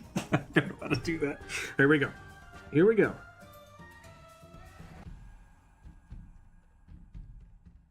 Vine-covered sword. That's what I was thinking. I was gonna make put brambles all over this. I'm trying to figure out what to do with the hair here. Could be bald. Nah, I'm gonna go with like a big old wispy poof. Rogadin. Rogadin. Okay. Final Fantasy armor halter sets. There's a lot of really, really weird armor. Not a long game. What do you expect?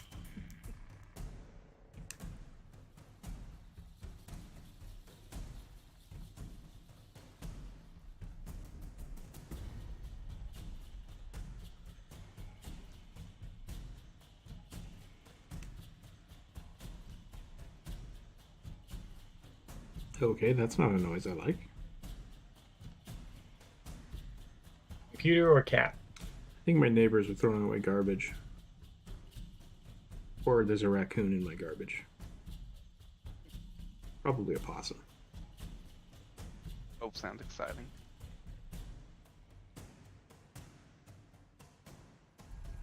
I hope my neighbor's just throwing away garbage.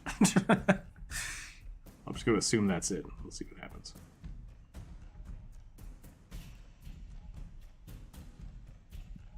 Okay, I'm going to put some thorns in his hair, too. That sounds awful, but he's a fake creature. He don't care. They got tough skin.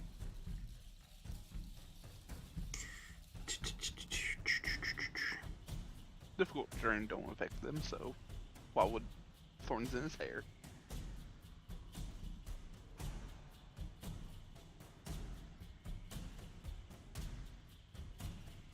My thorns are being very unruly today.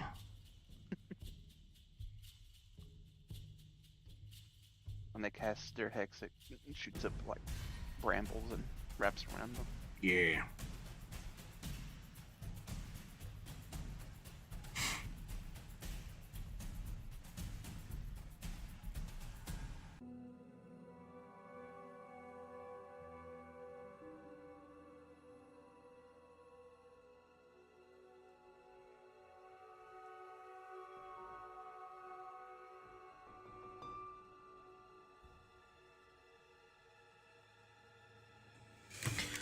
I play a game with a demon channeling dog, bear, cowman. Okay.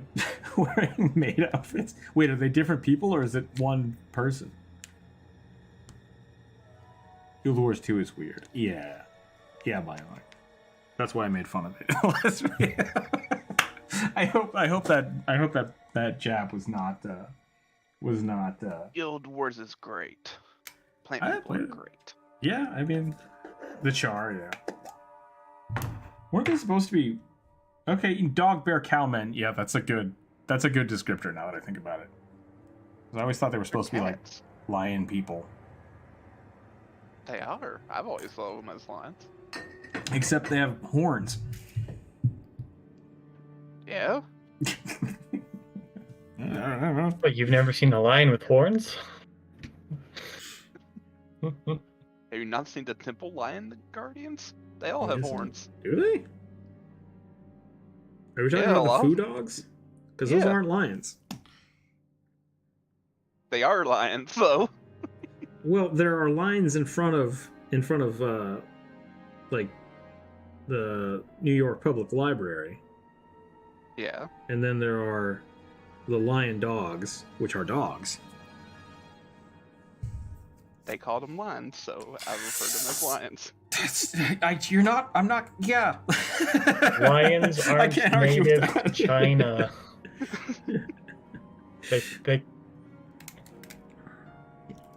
They're technically foo dogs, right? Or is that?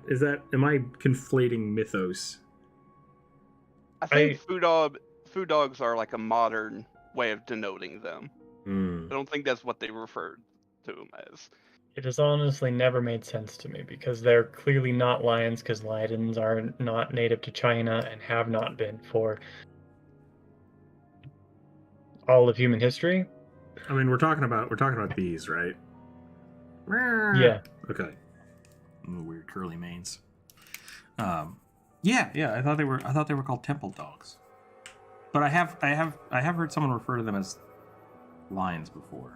But I always thought that was because of the lions in front of the New York Public Library. So maybe I'm confused.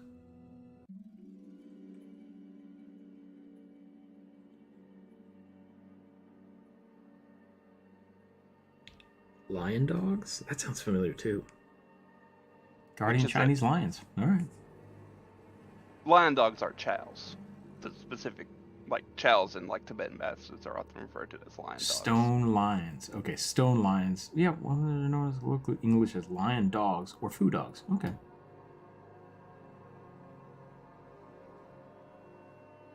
Some which have horns. Yeah. Wait, do they have horns? I thought those were ears.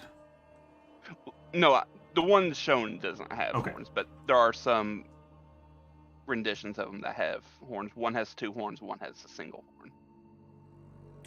Everyone knows all Fae have incredible mascara. That's fair. Let's get the David Bowie in here as soon as we can.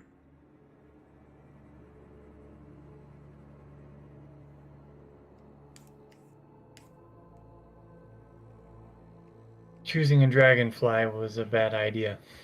Oh boy. Dragonflies are weird. Yep. Yes, they are. I'm gonna draw some butt. Get some side butt in this guy.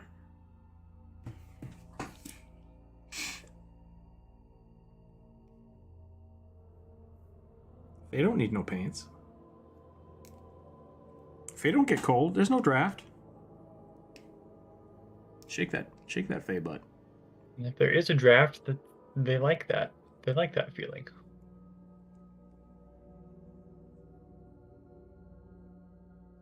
I feel like I've drawn a ton of rune knights and lizards today. Is that true, or am I losing my marbles?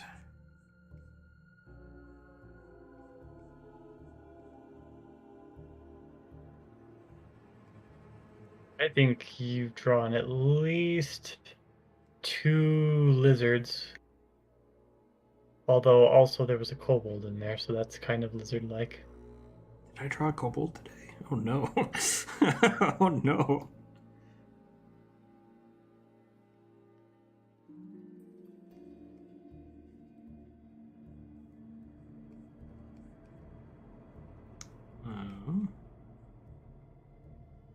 Yeah, why were they called lions? That's interesting. I want to learn more about food dogs now.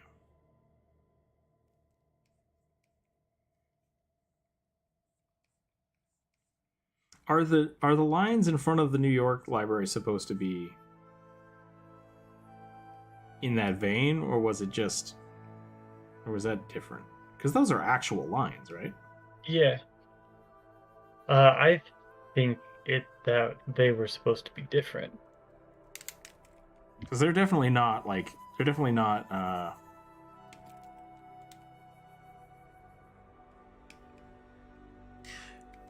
the Guardian, the stone. What are they called? The Shishi are not 1-to-1 representations, is what I'm going for. Whereas the lion statues are accurate lions. Yeah. Okay. Correct. You're losing your marbles. I probably am. I mean, it takes a lot of brain power to run this stream and draw as many things as you've drawn.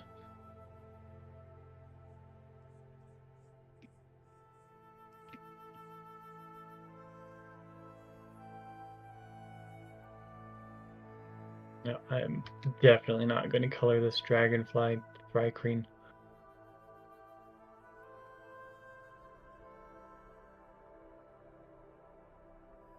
And give this guy some tattoos. Some tattoos?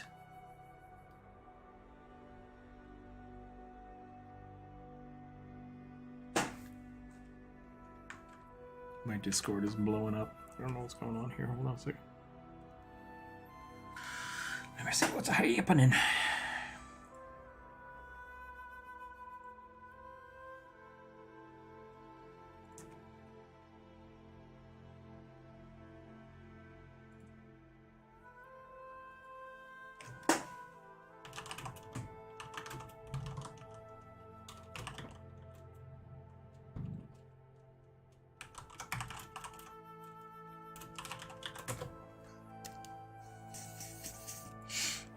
This. Okay. Can I do another one? It's only 2 o'clock? Oh, hell yeah, we're gonna do more. Alright. How are you doing, Druid? I don't want to make you stay longer than you need to.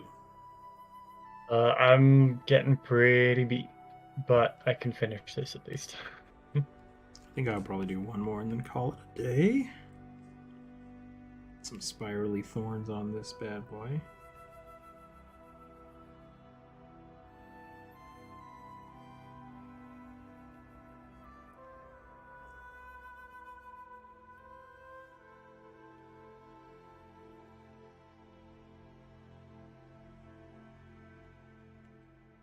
You need more tiny creatures. I think they're fun. I agree.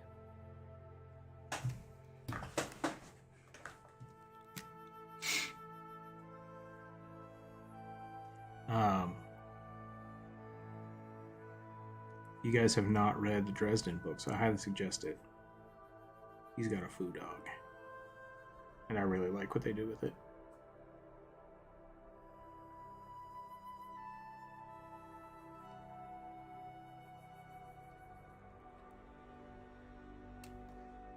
Okay, let's do one more. Let's roll some dice here.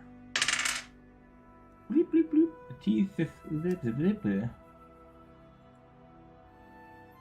Well, now, this is a weird one.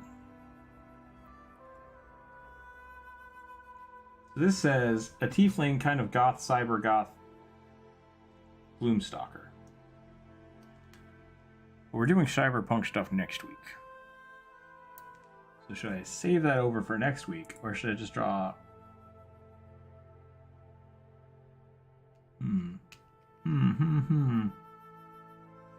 Yeah, we can start it up. What's your favorite fantasy weapon? Can be from any universe. Ooh. Save it? You want to save it? Okay. Should probably save it for next week. I think that was a misrepresentation because I was asking for cyberpunk stuff this week. Or voting for it. So we're gonna remove that. Reroll.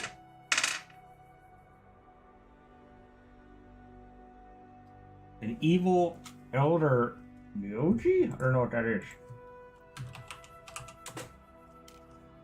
Oh, lordy. I'm afraid to ask what it is. It's some kind of horse spider.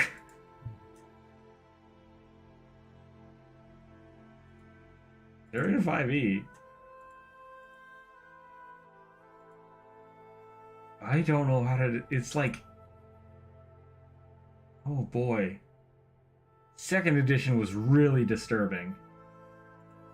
Because it was like, did you guys ever see Mojo from the X-Men universe? Oh. It's that. It's got crab legs and like snake head.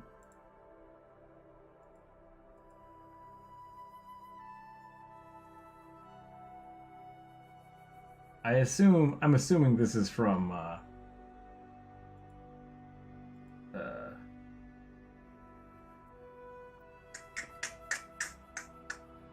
Dark Sun. Spelljammers. Okay. No, some Spelljammers. Interesting.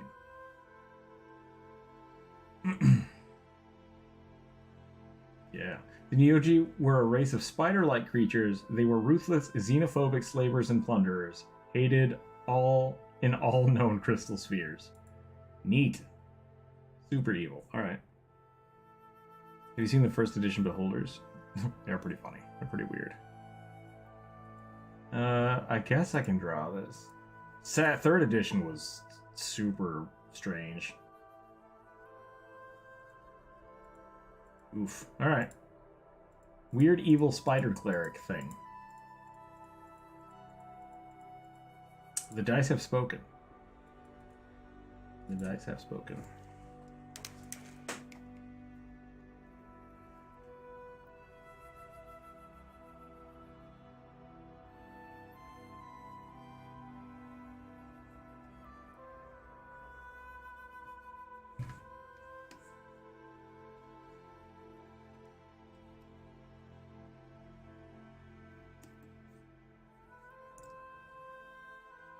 I think I did just get tricked into drawing a dong again, though.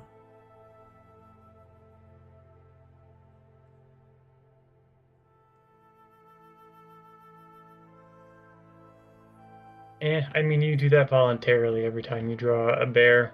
True. Which is pretty often, so... Maybe that should be the first how to draw a bear, draw a dong. How to draw an otter, draw a dong.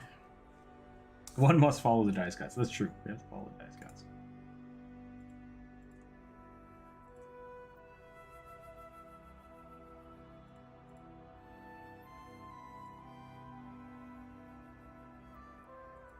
I think it is supposed to be a snake head, not a horse head. But either way, it's terrifying.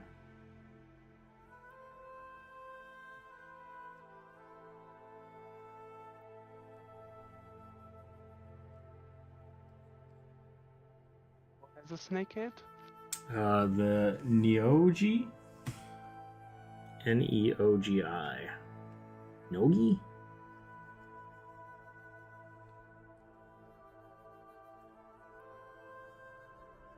Like if the Skexics were worse. Jeez. Yeah.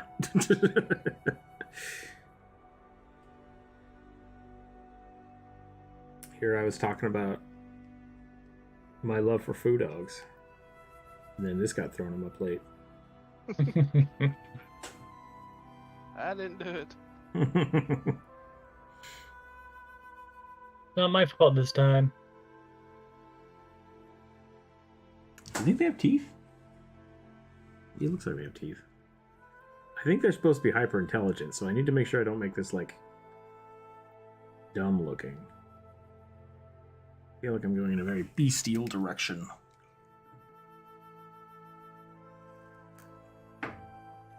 Oh, dear Lord. Right? I think this is my favorite picture of it so far.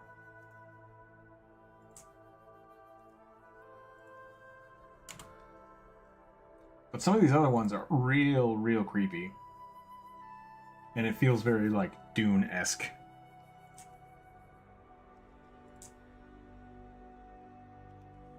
Yeah, apparently they're in 5th edition. I've not known of these. I'm wondering if they came out with Spelljammers again. Maybe. Yeah, it looks like it's a Spelljammer. I expected it to be Dark Sun, but it was not.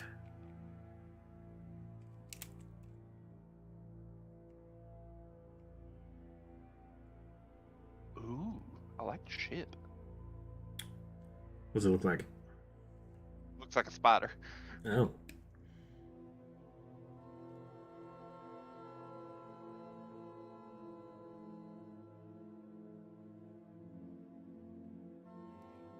Oh, that's cool looking.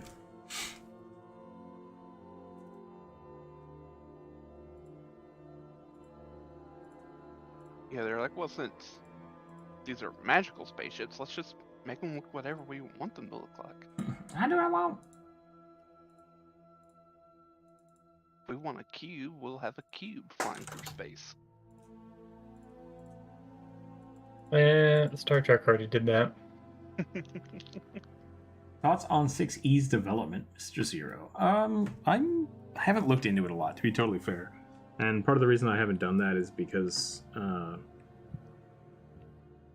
don't want to say I don't care. I just I'm not worried about it. I'm not worried about what they're doing with it. It really feels to me, and I guess this is kind of the opinion I have of it, is that it's not going to be wholeheartedly mechanic changing. They are going to change the mechanics, but I think it's going to be similar enough to 5e that it's not going to be too bad. And really, they're spending a lot of their time in development on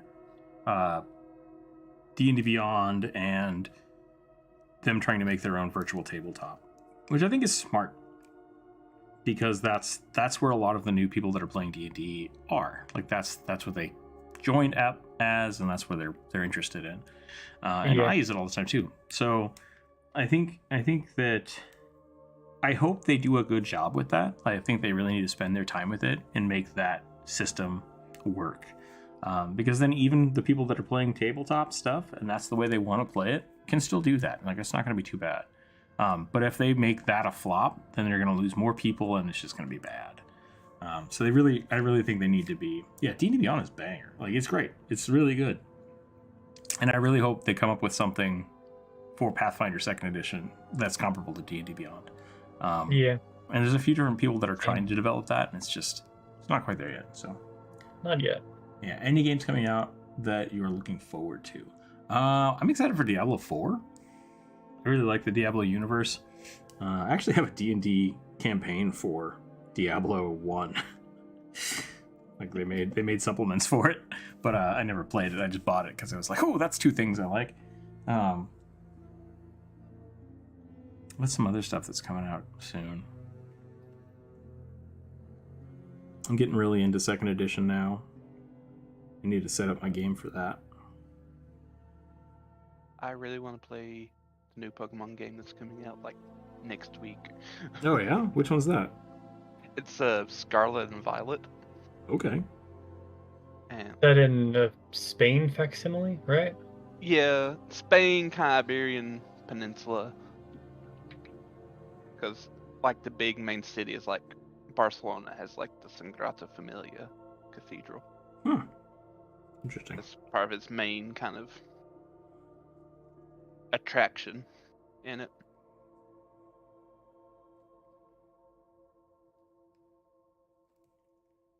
Oh god, I've ribbed the spider neck. I don't like it. Nothing about this is good or appropriate. So Team Ninja's coming out with 2 new games I really want to play, but oh really? I think they're only going to be next-gen consoles only. Oh yeah, they do that. That makes me whatever. I mean, PS4 has been out for a while, so yeah. I've stopped buying console games. Partially because they've removed so much couch co-op. Yeah. That it just doesn't. It's not feasible anymore for me and Jump Rope to have to buy 2 consoles to play games together. It's we already have computers, and we can play literally everything except for these hand things, or few things. So yeah, I just can't keep up on it. Yeah, I don't know if it's something they calculate in anymore. Yeah, I don't know. I do like the more eyes idea. We're gonna give them more eyes.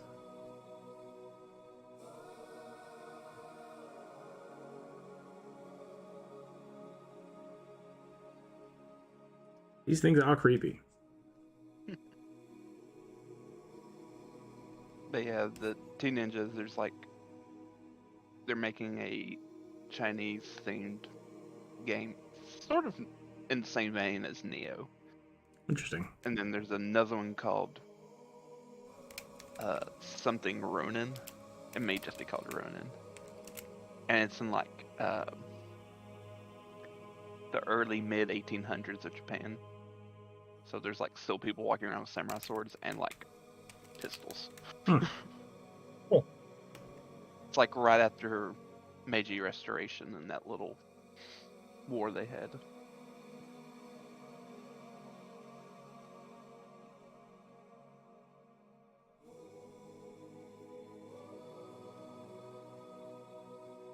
I cast Bless.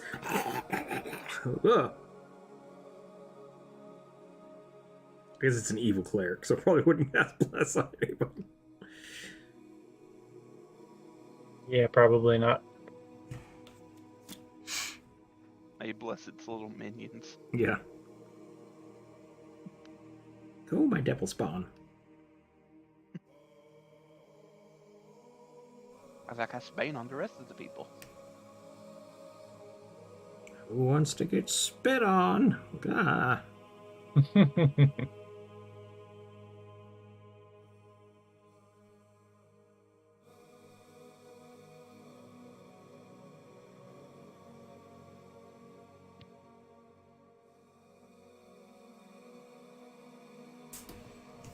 I bless you with horrific noises.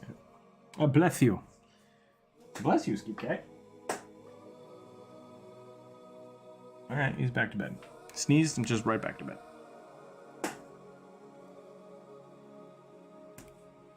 There we go. Dragonfly Thrycreen. Yeah, I don't really know what I'm going to do with this. I don't know how to make this look like a cleric. I tried to give it armor, but I think I don't know how much more I could do. Would it be too blessed Bless you, to give Skip it the Cat. triple tiara hat? Triple TR, like a halo? The triple Pope crown thing. Triple Pope crown. Pope hat? Is this what you're talking about? What are you talking about? Yeah, Well, there's two different Pope hats. There's like the one everyone thinks of, and then there's like the really weird one that's like 3-tiered crown. I was raised super Catholic, and I have no idea what you're talking about. Oh yeah, I need a picture. Yep. Giving a Mason a cross. That's it. Oh, it's actually more than 3.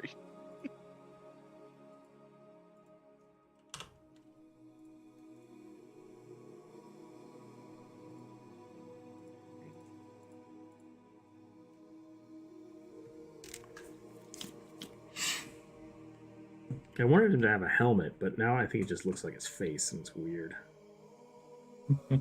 Oh, I never thought about that being multiple crowns. Yeah, Gotcha. because the Pope is above all kings. So he's got more crowns? yeah. Yeah. I never ever thought of it that way. Boop. I mean, the current one doesn't wear it for probably obvious reasons, for the weird connotation it has. I'm at a freaking Pope. But yeah, it's an odd choice. Wearing a crowned beehive. Yeah.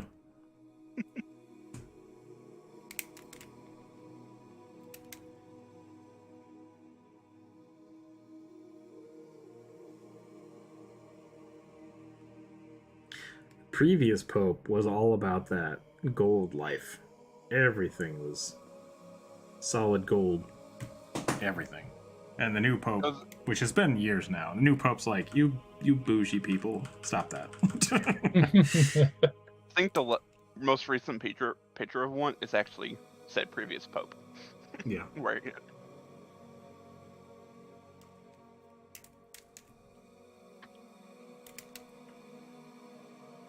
I didn't want to share Emperor Palpatine in the Pope hat.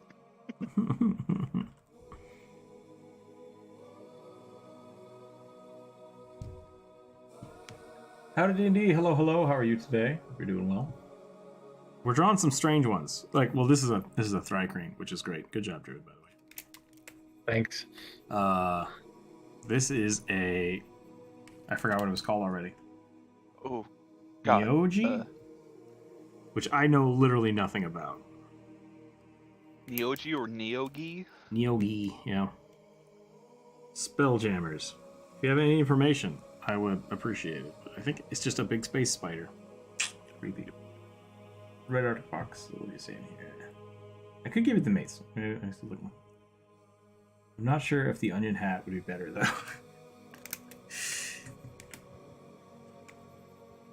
Yeah, I don't know. I don't know how to make this look more like a cleric. Yeah, described as a cross between a wolf spider and an eel. A wolf spider and an eel. Blech. Debarf. Debarf, barf, barf. What can we throw at our players that will just make everybody uncomfortable? I mean, not literally crosses of those two, but like, you can see where they were coming from. Yeah. It's like, ugh.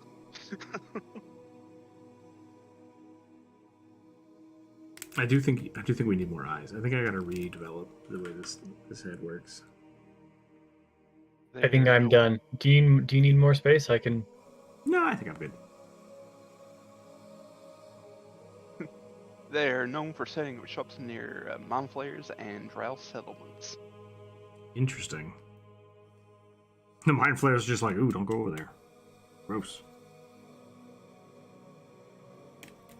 Get their weird spider hair in your tentacles.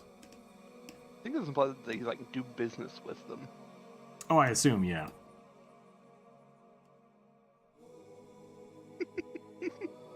Damn eel spiders. Eel spiders, yeah. There's a little quote from, I think it's from Volos, and it says, "Damn eel spiders want to enslave us all." Makes sense to me. Totally some crazy coot from Roswell, Mexico. Spider Hills. What was that college humor thing? Dancing. Flaming clown spiders. It's the most terrifying dream. God. If you want to scare somebody, flaming clown spiders. I mean, just the clown in general would terrify me.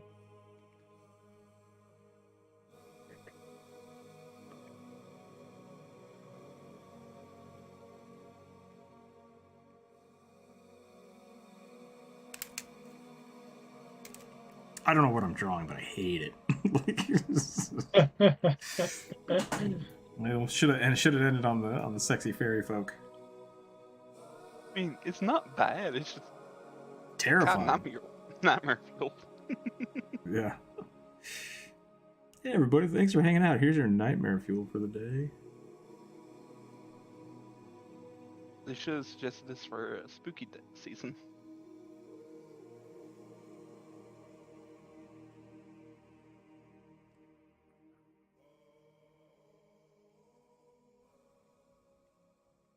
Not sure if they're still in the chat or not, but if you guys haven't checked out How to D&D, I highly suggest it. Lots of good information, lots of good discussions. Did a few collab videos talking about the different things like art, D&D characters, good stuff. I don't know if I can post links. I think I can. I don't know if other people can post links though. I mean, if anyone can, you can. If anyone can, I can, yeah. I shall name him Reginald. I hate to look at this, and you keep drawing it because you have to give it the one yard. The dice gods have spoken. I am not... Yeah, I think maybe we'll just finish this up real quick. I think we gotta do a palette cleanser. I think I gotta draw one more thing that's not horrible. Space spider. Eel. No offense to whoever suggested this. This is an interesting character. For sure. For sure it's an interesting character. I just don't want terrifying creatures. This is a really cool take on a Neogi. Ooh, that is cool. That's like more like beetle lizard though. Yeah. That's really cool. Or yeah, it actually reminds me a lot of a leafy sea dragon. Leafy sea dragon. Yeah, that's cool. Way the mouth separates reminds me of the ass blast from Tremors 3. You said ass blaster, and I paused for a second, like, did you mean to say that out loud? Yes. And then it's like, oh, I know what you're talking about now. Yeah. That's why I quickly said from Tremors 3. Such a good movie. Tis the joke of the movie that sounds like a bad porno name. Yeah. Tremors is a good series. Like, it's campy and stupid, but it's like... Oh, it's lovely. It's good. They knew what they were doing, and they did a good job. Yep. We're just going to buy a little town in the middle of nowhere. Get attacked by aliens from underground. Which I know they're not aliens, but I don't care. Yeah.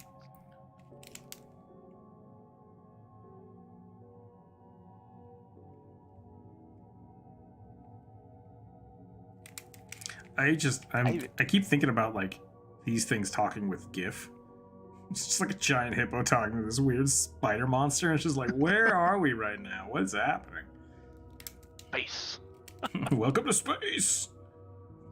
I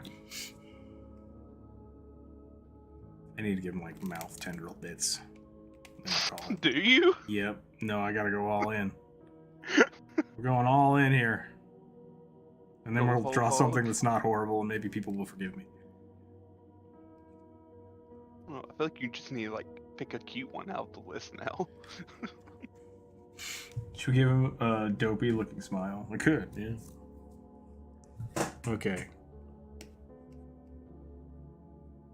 Alright, I'm gonna close that. Just got a smiley face emote painted on his nose. Yeah, put a mask on it. We can still tell you're a spider. No, I'm not. Definitely not. Don't know what you're talking about. Okay. Let's find one that's not that. And then we'll call it a day.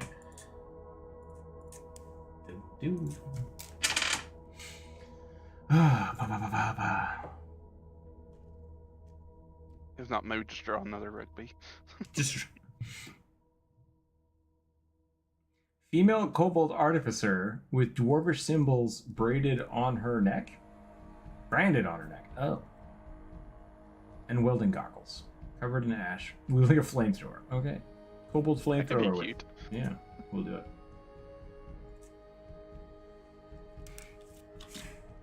Dwarven tattoo. I guess it's like a scarification thing. Brands? Brands are brands. Hello, cat. How are you? Food time, please. Nope, it's 2 o'clock. You get nothing. Okay. Goblin, kobold, flamethrower, dwarf stuff. What kind of kobold should we draw here? I haven't drawn a long-nosed kobold in a while. Yeah, I love your Gariel kobolds.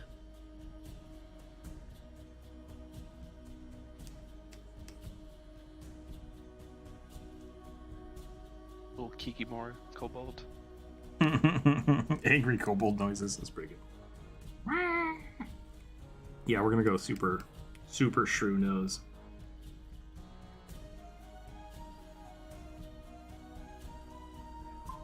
Oh my, cat.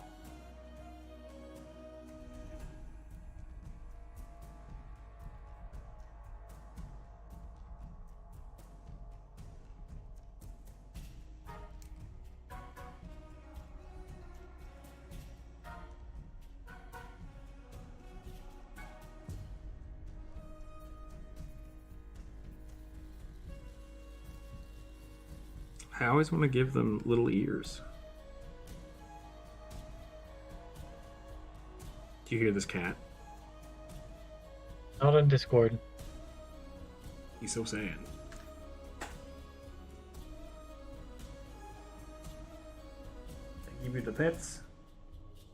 It scritches, but no food. Please. Wasting away.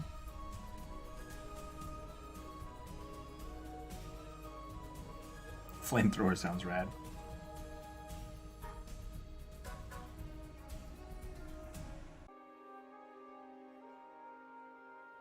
I hate it, but need to make it worse. Yeah.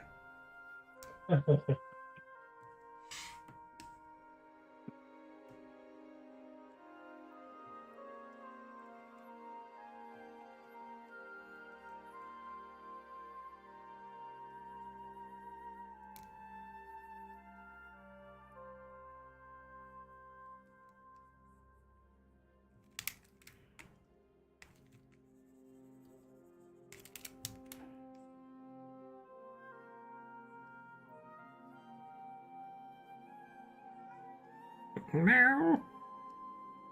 That was me, not the cat. Did hear that one.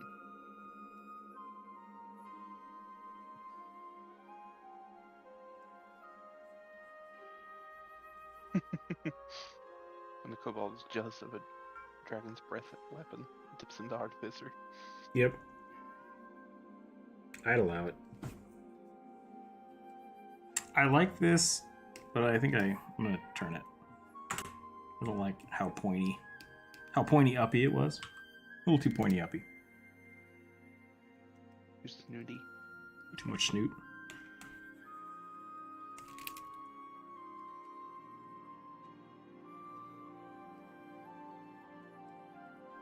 Oh, she's supposed to have goggles too.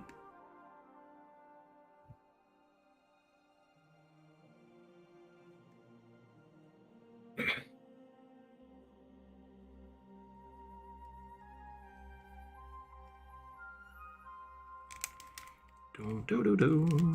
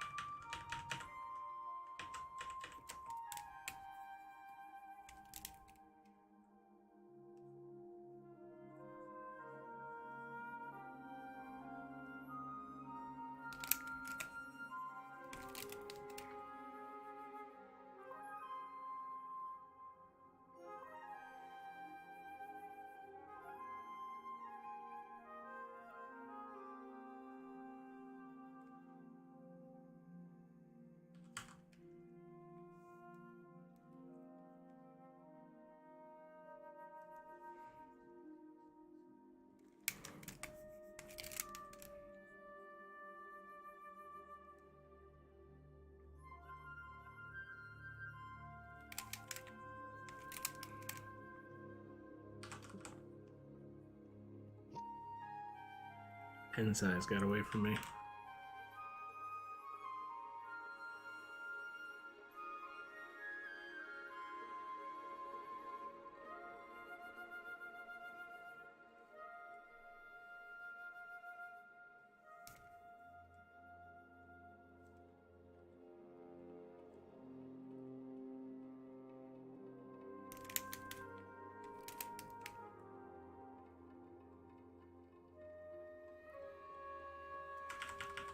A little bit of soot on the snoot.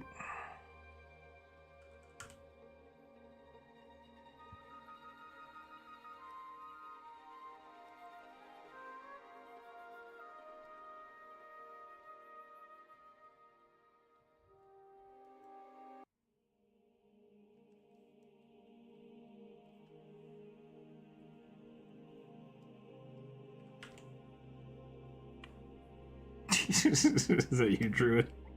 Yeah. I figured I'd try to draw a rugby.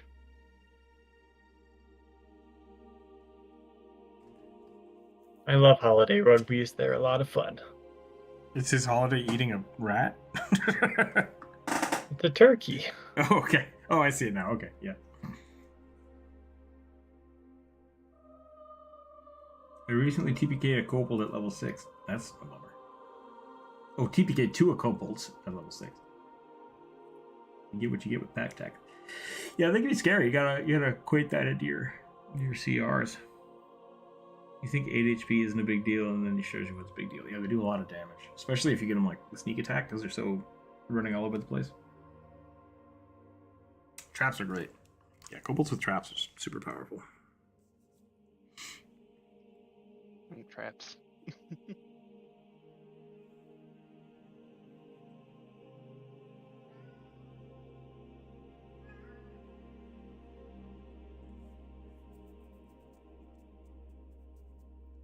I'm a big fan of kobolds and goblins being so highly variable that they can easily get confused, even by their own kin and familiars. That could be funny. A Chihuahua kobold arguing with a bad goblin friend over which one has had a goat cousin. That's pretty funny.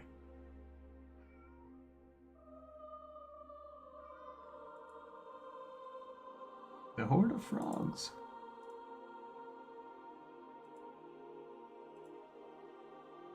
My goblin was a tall goblin. Tall goblin was really good. I liked Happy. Oh, that was also before I realized that Pathfinder 2nd edition hobgoblins are just stretched out goblins. Like, so I hope Yeah. people don't think he's a hobgoblin.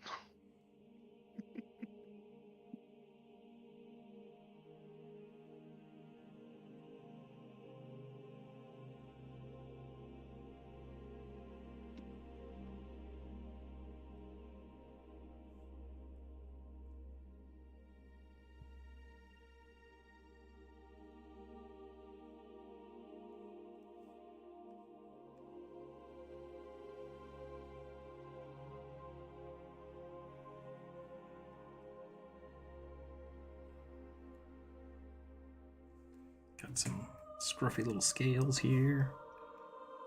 It's pretty good. What makes a good... Was that you?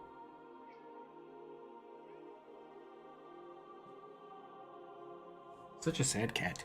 Such a sad cat. Yow. Please.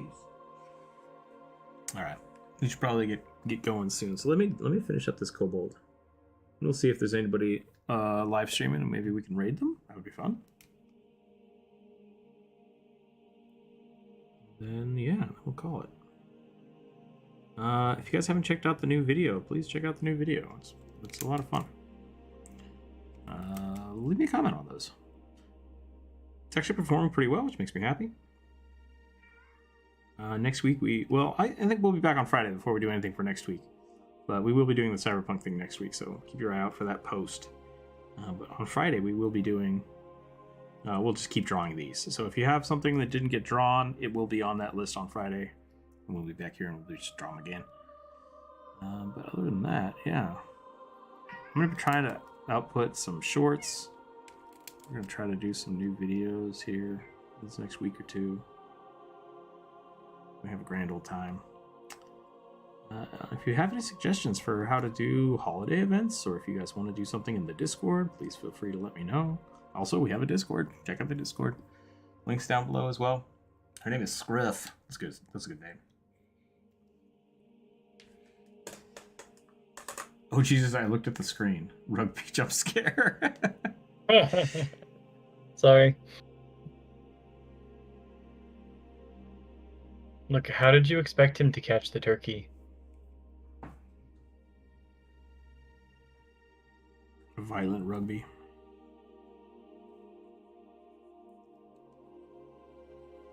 Fine.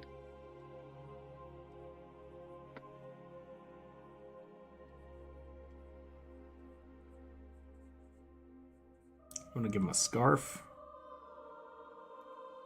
Man, I miss wearing scarves.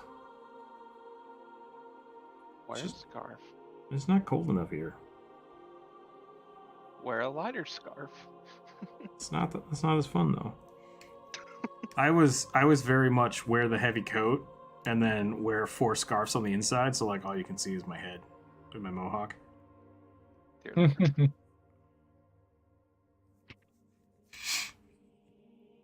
That was me. That's how I went to school when I was in college.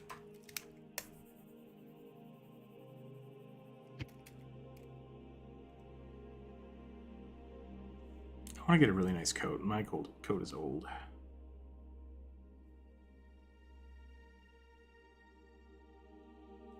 I would like to have a nice pea coat, but they're kind of expensive.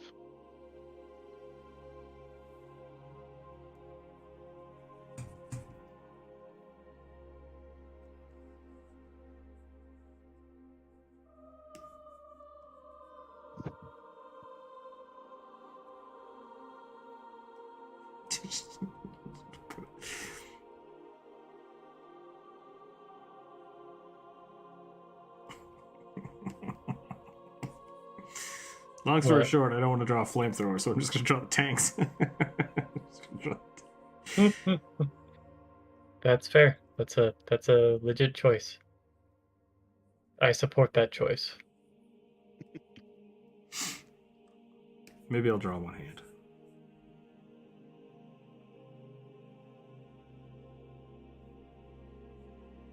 It's just really short.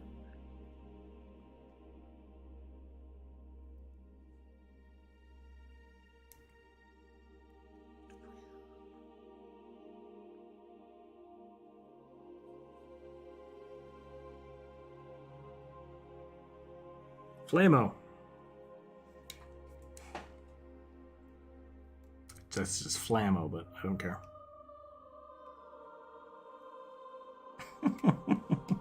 I think that's about what we're going to call it before my brain completely collapses.